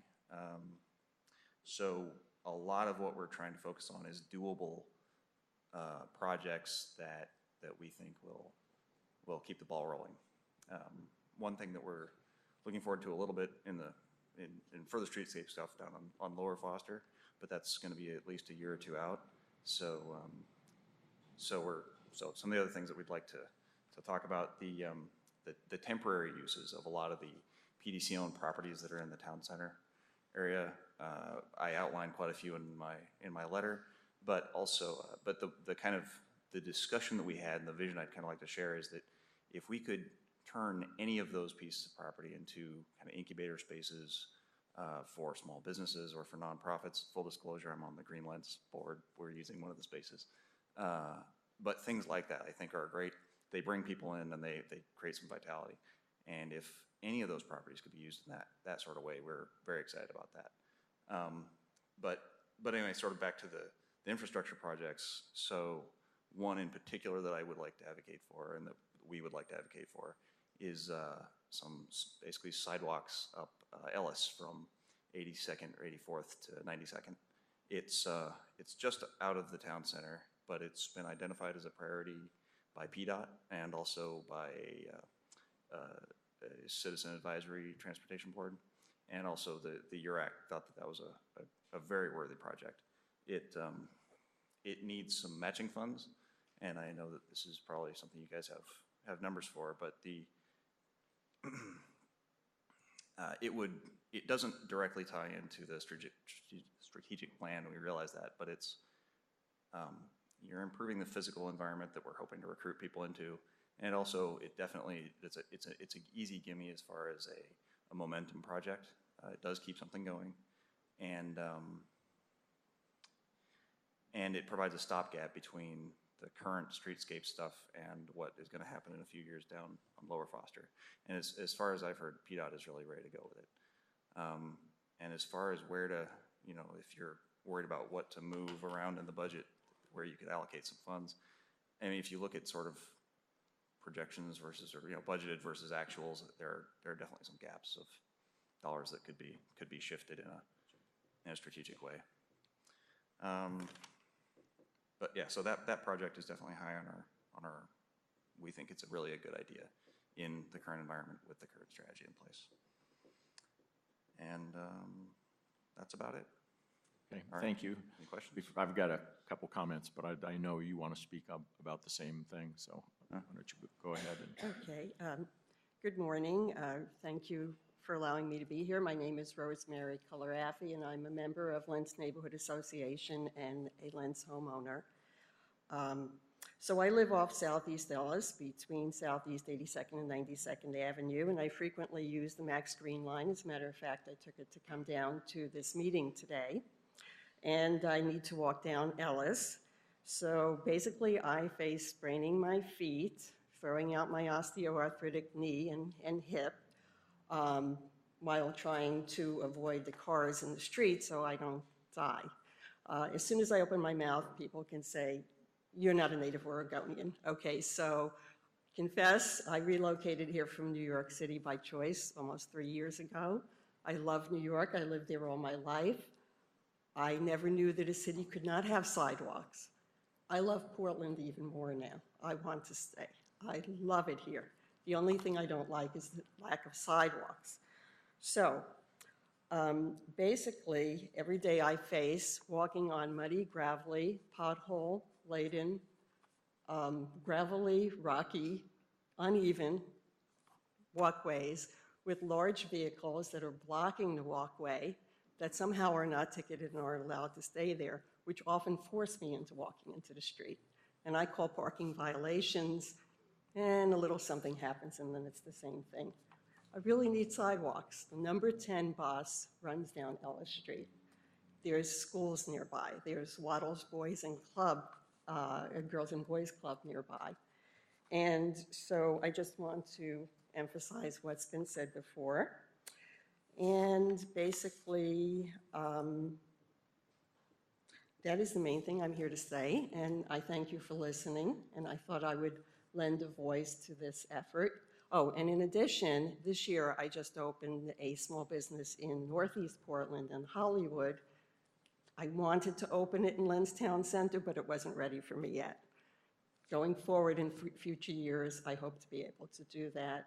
Right now, the local economy and the sidewalk situation just doesn't support it. Thank you. Thank you. I've driven out there. I go out there about every 2 months just to see how things are going. It's been pretty interesting to see the streetscape. Difficult project, obviously. They've got a lot of traffic to work around, so it's taken a while. But it's really good to see it taking shape. It's really good to see some of the storefront projects that are going on at the same time. And I am really fascinated to see how that mixed-use project that is looking like I think it failed once, and that it's in the process of being rebuilt right on the edge of it's on Foster, I think, almost to the freeway. The yellow place, what we call the shrink wrap building? Yes, yeah, and I think that's gonna really give us all an opportunity to see if there's what the market's like for both housing units and a little bit of retail. It's gotta help, absolutely. I did drive Ellis, and it was Sunday afternoon, and I will have to say I was amazed at the amount of foot traffic on it. It looks to me like it's the main way that people get from the bus and the light rail up into that neighborhood. So I can see the concern. You're right, it's not high on our list in terms of things to do, but you know, I think we should work with PBOT. If it's high on the PBOT, if we can leverage something, I think it would be a decent project for us to add. I'm not sure that we have to add it to the budget to be able to do that. We make changes all of the time, but I would really like. I think I was just going to say, I think we can, because it hasn't been on, I know it's been on a list of potential projects, but it hasn't been in the 5-year forecast, and certainly in recent years, but obviously needs change and whatnot, so we can talk to PBOT about kind of what their needs are and kind of what the timing of it is, and see if there's a way for us to move it up the priority chain for the transportation dollars that have been budgeted.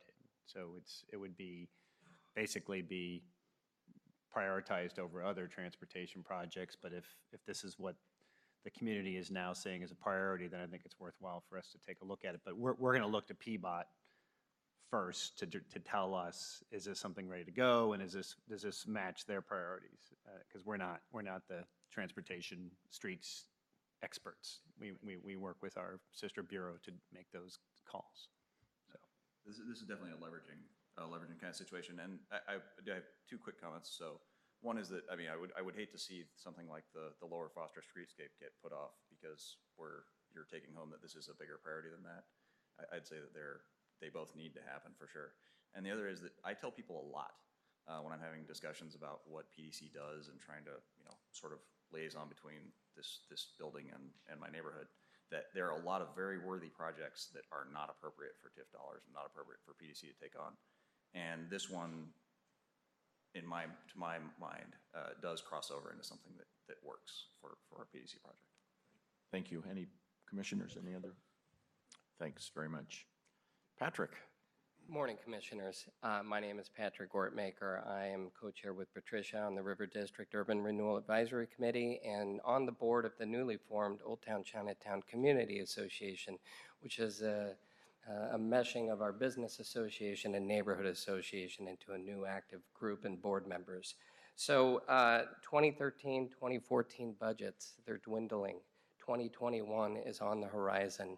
Of course, as we look at the 2013-14 and the competing interests, projects for those limited dollars, which is a very good thing for both of our neighborhoods, the realization that leveraging each and every one of those remaining dollars remains critical.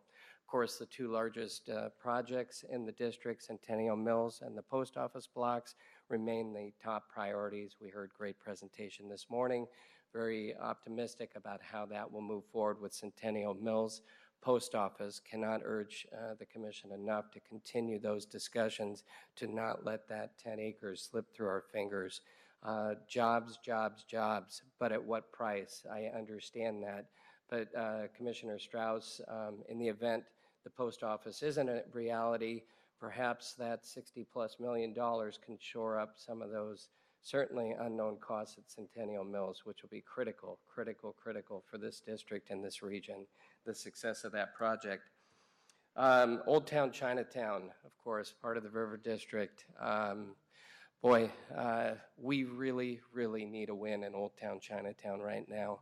Of course, with the Grove Hotel, asking you to double down your efforts and think creatively. I know you've worked tirelessly with that developer and those investors, but that corner, that intersection, that part of Burnside and Fourth is just, it's the fragile businesses that have put their investment in there, from the 3 retail stores along 4th Avenue to the 2 restaurants across the street and Ping, We have got to make that project happen for Old Town Chinatown, bring that international attention to that corner and to the success of Old Town Chinatown.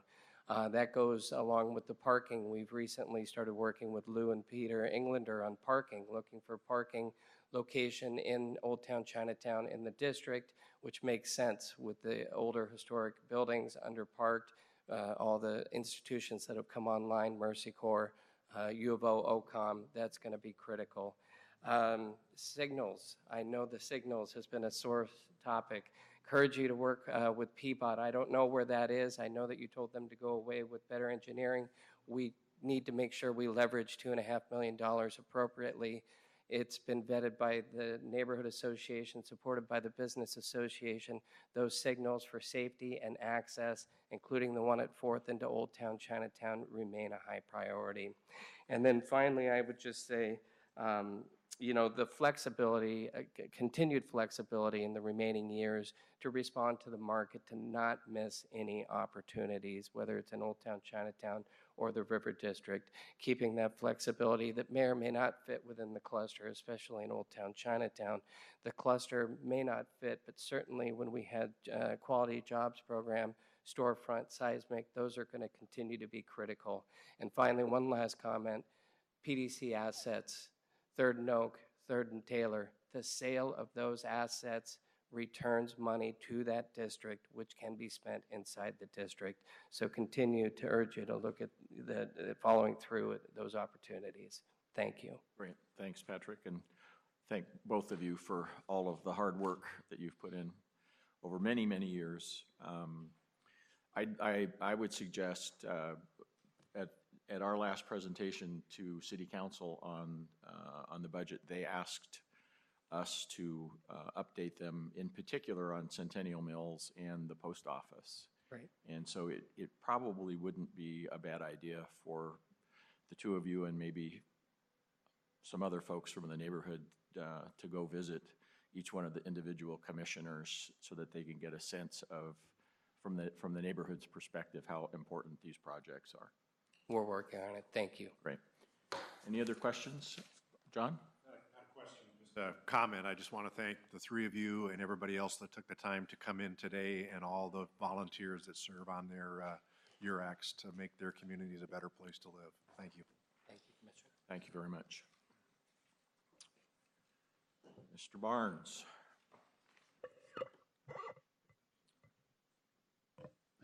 Go ahead.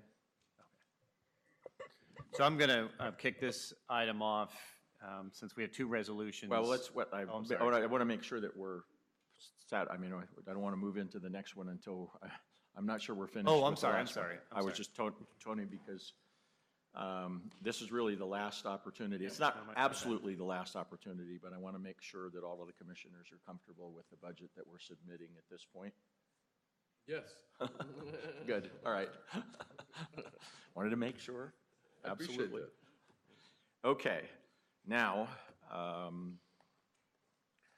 so we are through with the item number 9, which was the report 13-12, and we can move into item number 10, which is an action item. It's resolution 7000 and 7001, approving a reduction in force and adopting a budget amendment number 2 for the fiscal year beginning July 1, 2012, ending June 30, 2013, and making appropriations. Tony, no. And I. Yeah, sorry for jumping the gun on that. Involve Charles at this point, or is this? Oh, right. Yes, that's right. Let's We'll take a like break. a Sorry. 5-minute break then while we're trying to get Charles on the phone. How are you, buddy? Good. Your birthday's Friday, huh?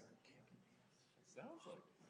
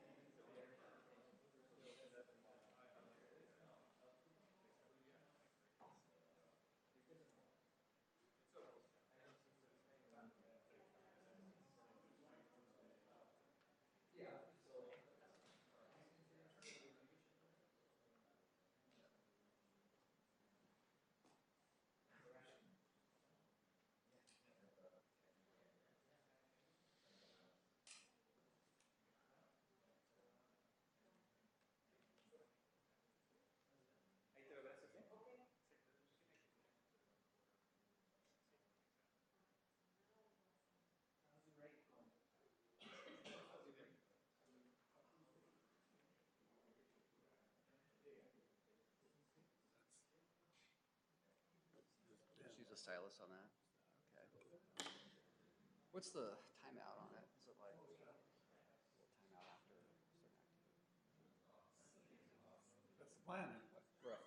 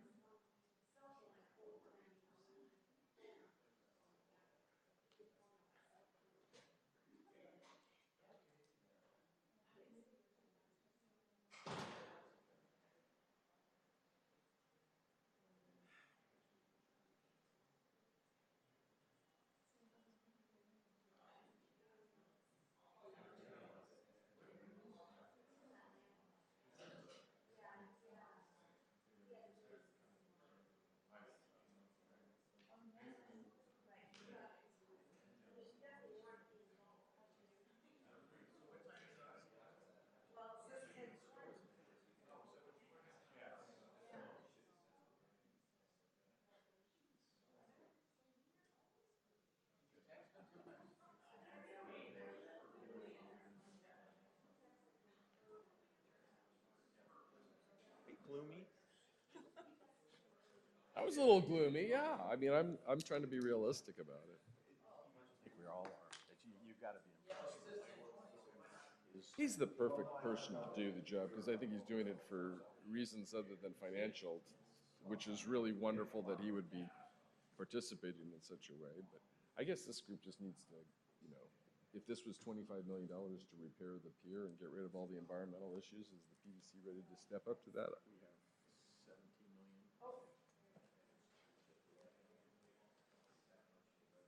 Right. So I think we need to know quickly, can we do it for 17 million or 16 million or 15 million, whatever is left? Or is this a 25 or $30 million deal? And if it is, then we got to figure out what we're going to do then. I just think we need to figure that out sooner than later. Oh, okay, all right, all right.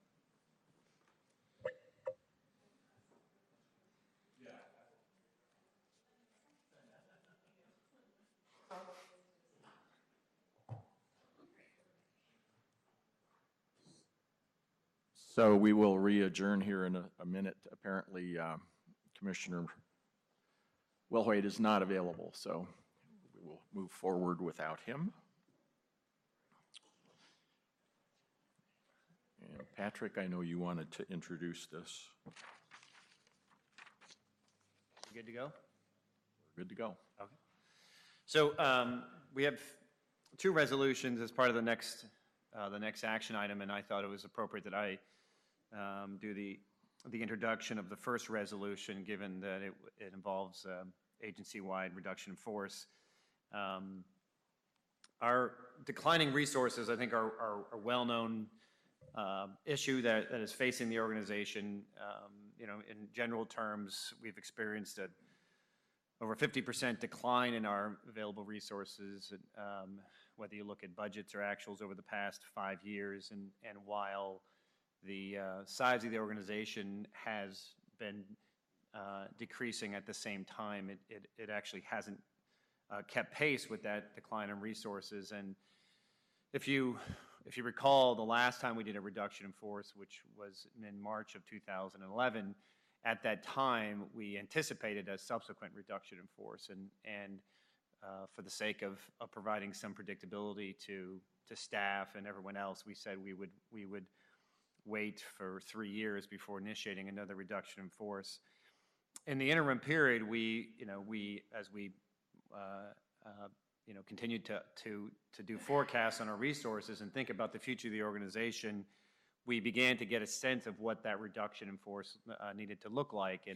And if you recall, in our last year's budget process, the process that led to the development of the current year budget, we brought forth our draft 12-13 budget. And at the time, we actually identified that while we were still in this period of not initiating an additional reduction in force, we could see that we needed to achieve a 30% reduction in the overall cost of personnel in the organization over the 5 years looking out, and a 30% reduction as well as in our other non-staff overhead costs. And so at that time, when we presented the budget to the board, we put that out there, and the board affirmed that direction. And then as we began to prepare this year's budget, we looked at what was a growing pool of vacant positions and how that was impacting the development of our budget, and how much it was diverging from what we were seeing as actual costs. And we figured that it was probably time to begin to initiate at least the elimination of vacant positions to bring our budgets back in line with actuals, and presented to the board in this January that we would come to you at this time with a proposed two-phase reduction in force, so that we could, with one reduction in force, eliminate all the vacant positions that we had been accumulating in anticipation of this, and then next year initiate the second phase of the reduction in force, in which we eliminated the remaining filled positions that were needed to get to our target. And so when we looked at the numbers to figure out how, what the reduction in force needed to be to get to the 30% number, we ran a number of different scenarios, and we came upon a goal of 95 full-time positions. So the organization needed to downsize to 95 positions. Our current FTE count is 135 positions. That includes vacant positions, but that would require the elimination of 40 positions. And so this reduction in force resolution that we are presenting today proposes a two-phased reduction in force that will eliminate 40 positions by the end of next fiscal year. As I mentioned, in two phases. The first phase will eliminate 14 vacant positions. And the second phase will eliminate 26 currently filled positions. It might be that some of those positions become vacant in the interim. As we briefed you, the 14 vacant positions are the combination of vacancies that we've accumulated over time, as well as vacancies that have been created by the early retirement incentive program that we offered in the first quarter of the calendar year. Those 14 positions, nine of those positions will be realized, the vacancies will be realized in the 12-13 budget. So the budget amendment that you will see in a second will include those, and then the remaining 5 will appear in the 13-14 budget.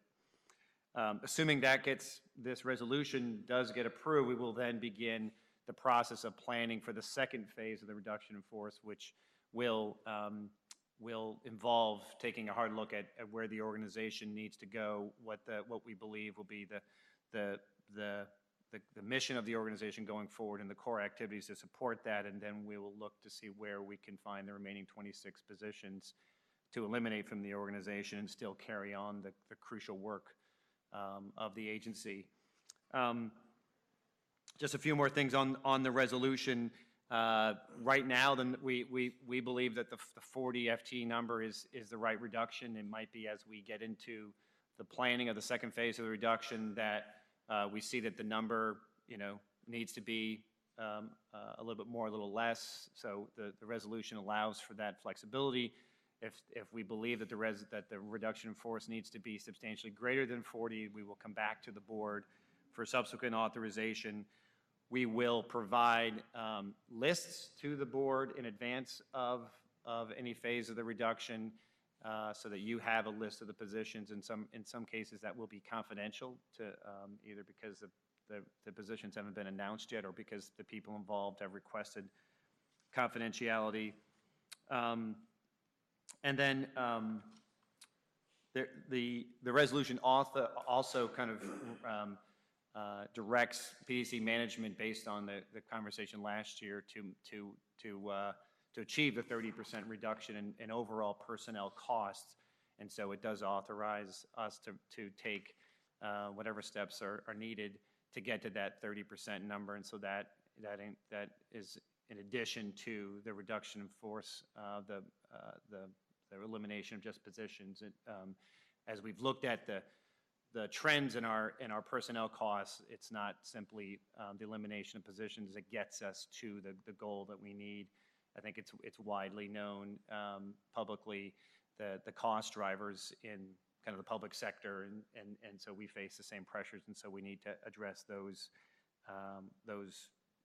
issues as well. So that's a summary of the reduction in force. It's obviously it's never a pleasant topic and never a pleasant undertaking, but as I mentioned at the beginning, this is something that we have anticipated for quite a while.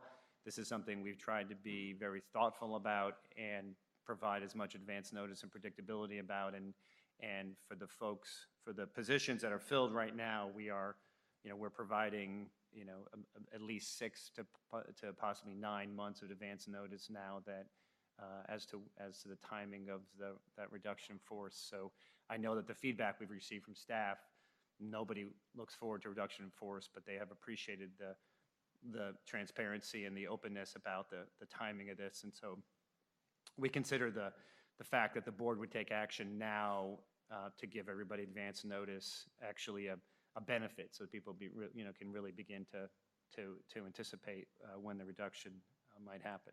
So with that, I'll happy to take any questions, and the direction we get on this resolution informs what Tony's about to talk about, which is amendments to the 12-13 budget. We would realize immediate savings in our 12-13 budget as a result of this action. So. Well, I want to start by thanking you and Tony and everybody who's spent a lot of time and effort on this. It's never a lot of fun to talk about a situation where real people have to lose their positions, but it's also very important for us to be good stewards of the public's funds. When I started as chair almost 4 years ago, actually, in that first year, we worked hard to reduce overhead, because what we had found from a best practices standpoint, as Bruce was executive director, was that we were running as a percentage of a budget well above our peers, and really needed to be in the range, if I remember correctly, of like 11 or 13%. And we did a lot of efforts, not layoffs at the time, but looked at all of the other cost items, and over a couple years, I think, dropped about $7 million out of overhead.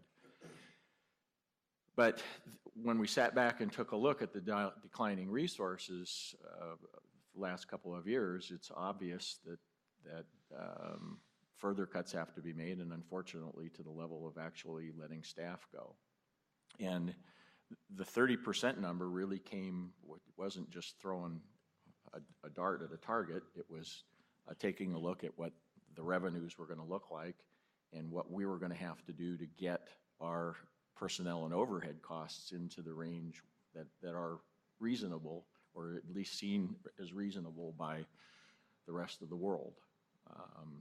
So I feel badly that we're headed in this direction. I wish we were adding districts and we were going the other way, but we have to play with the cards that we're being dealt. And I think this is prudent. I appreciate that we have been open to the staff. There's a real delicate fine line between, especially at a point where we have been changing the direction of the organization, and we have different programs, and so we actually have a little bit difference in terms of the skill base and backgrounds that we need. So you can't just not fill positions. You've still got to fill positions. You've still got to create positions so that we can do the job that we need to do. And balancing that at the same time that you've got to do layoffs is difficult. But I think you've done a great job. I just wanted to add one more thing along these lines. The comprehensiveness of the reduction in force, the number, I know the number is a big number and surprising to many. it's, you know, it's my intent that this is the last reduction in force that the organization has for the foreseeable future. You know, we believe we get the organization to a size that that then we can manage our way to a more stable resource base, a more diversified resource base. So I also do view this as, you know, this is the last painful step that we need to take to get us to a stable point, and then we can start to look forward in a more positive way, in a more secure way about the future. And so we're not, the board and PDC management aren't managing with the RIF out there, and staff don't have to work with an impending RIF out there, and staff have been operating under that for probably the last 5 years, because there've been multiple RIFs. So it really is our intent this to be the last one, and then I view that the great challenge after that is to let's make it work. Let's make it work at this size, and I'm committed to making it work at that size. So. Okay. Any questions with regard to this one? Resolution 7000? Okay. Thank you. Want to go on to 7001? Yes, thank you. 7001 is officially our second budget amendment for this fiscal year. It does a number of things. First of all, it adjusts the projects and program budgets for the latest project timing and need. We talked about some of those changes during the 13-14 budget update. Items such as Veterans Memorial Coliseum, other projects that are coming out of this year's budget. It also, as I mentioned during the 13-14 update, includes the Portland Housing Bureau updates. So it reduces the Housing Bureau budget and moves those dollars to next year. And then related to Resolution 7000, reduces the personnel services budget on the current year savings related to Phase 1 reduction in force related to the 9 positions that are related to the current year budget that are coming out of the budget. That's a savings of approximately $800,000 in our personnel services budget. And it also reduces the administrative materials and services for savings that we've identified in the current fiscal year. That's approximately another $800,000 that's coming out of administration. And finally, it approves the establishment of one new fund called the Business Management Fund. The Business Management Fund is going to put all of our non-TIF and non-general fund or public funded fee-driven activity into a separate fund so that we can account for those activities separately and identify what operations are incurring costs and receiving revenue from those fee-driven activities over the course of the year. So a summary of our resources. I'm comparing here the last revised budget that was approved in November compared to this current amendment. A net increase in resources of $700,000. You can see there's a lot of changes between the different categories of resources, and this is a roll-up again of all the different funding sources, all the different URAs. So, but in total, you can see that we're reducing our long-term debt estimate for year-end of $11,800,000, and that's related to a lot of the projects that are in certain URAs that require borrowing, not requiring the borrowing this year and being moved to next fiscal year. But you can see it's also a result of other resources going up. Short-term debt is increasing $1.2 million. That's the result of better than anticipated tax increment forecast for some districts when we received the tax information for this last year, as well as increasing the short-term borrowing authorization in the last year. So we're recognizing more pay-as-you-go resources which don't incur long-term interest cost. Loan collections are increasing by $5.2 million, and that's mainly related to some prepayments, or I'm sorry, balloon payments and payoffs in several URAs that weren't anticipated at the beginning of the fiscal year. Quick summary on requirements.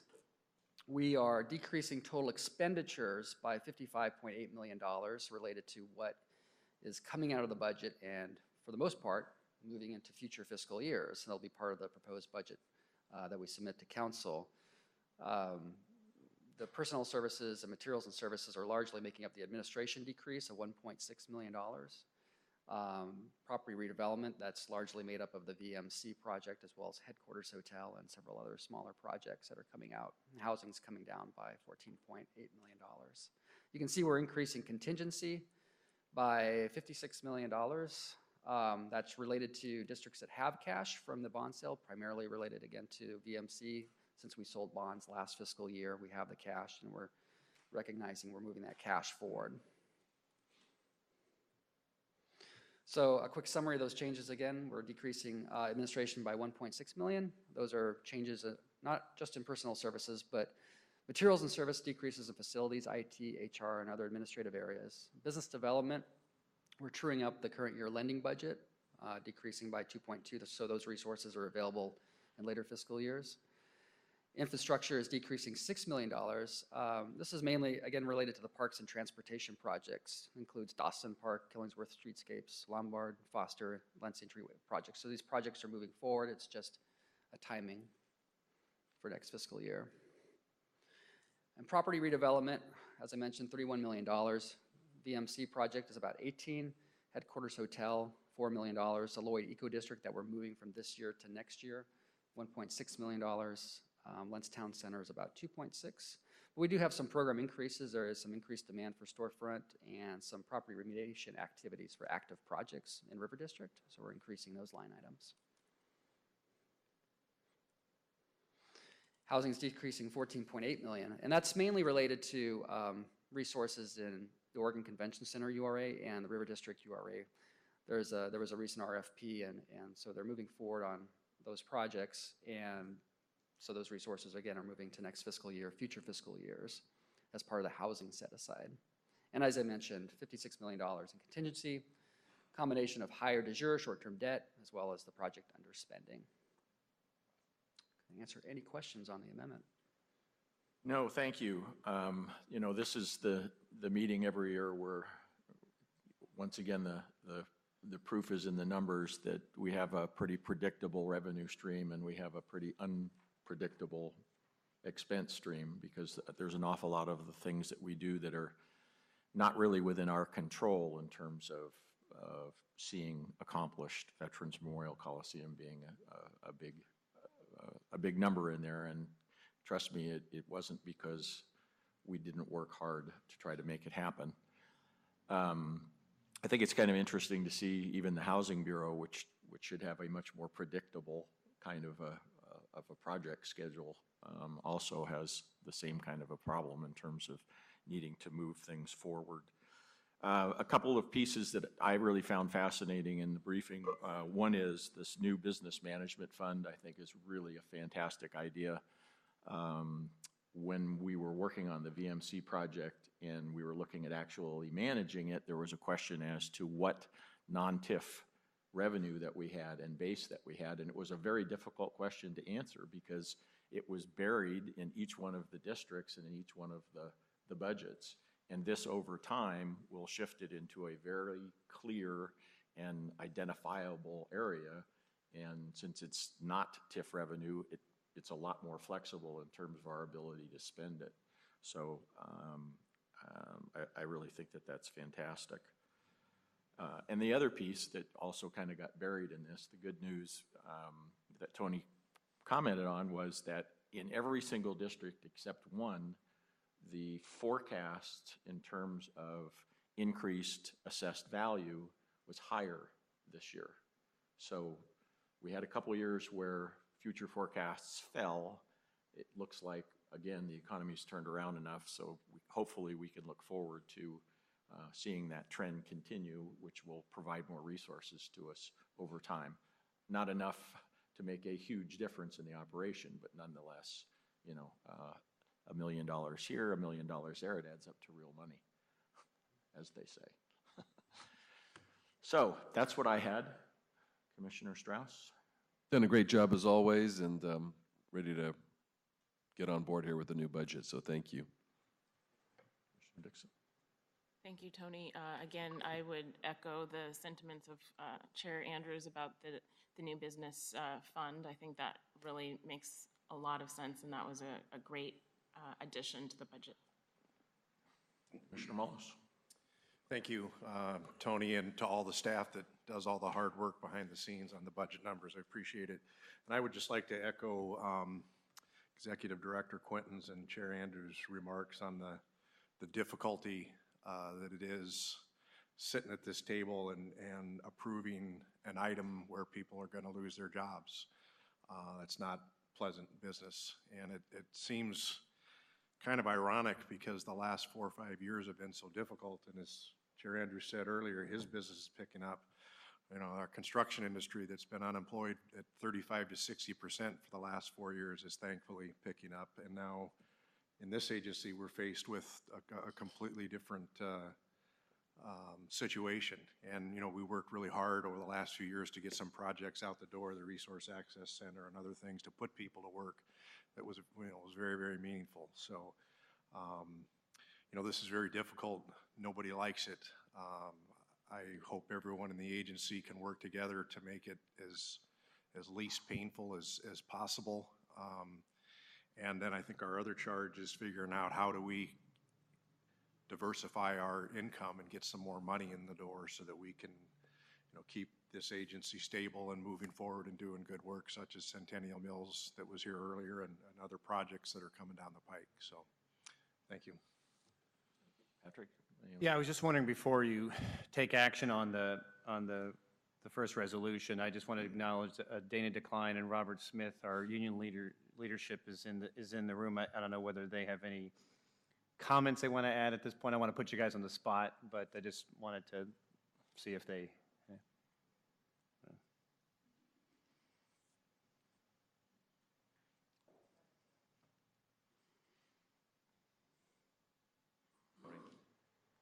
Morning.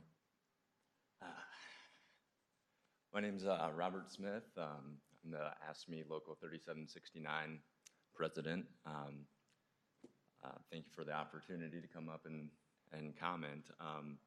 I think, you know, today with approving the reduction in force, obviously this is a very difficult time for the employees here, and I think, you know, the worst thing that we can do is kind of degenerate into a conversation as to whether or not it's right or wrong, because it doesn't allow for the open dialogue that we need to have to move through this process. And I think with, you know, over the next year, there's been talk of reorganization to kind of achieve efficiencies, to be able to kind of bring the human capital that we have here in line with the workload. And that's the hope that we can achieve that. And I think, you know, there is a concern whether or not moving forward the work that we do here can be done at that staffing level. And I think one way that we can try to offset that as we move through the layoff process is, I think we have a shared interest of trying to retain some of the institutional knowledge that we have here and the experience to make sure that we can effectively carry out the mission of the agency. And, you know, I think there's no question that the reduction is going to be a difficult process, but as we move to the other side of that too, I think, you know, from the union standpoint, we'd like to engage in agency in ways to figure out how do we retain our top talent, and how do we attract our talent, you know, to PDC. And I think, you know, as a union, we're looking forward to engaging the agency and exploring those kind of opportunities as well. Great. Thank you. Thank you. Look forward to it. Okay, I would look for a motion to approve resolutions 7,000 and 7,001. 7,000 approving reduction in force, 7,001 adopting budget amendment number 2 for the fiscal year beginning July 1, 2012 and ending June 30, 2013, and making appropriations. So moved. Second. Any further discussion? All those in favor, aye. Aye. Opposed? Thank you.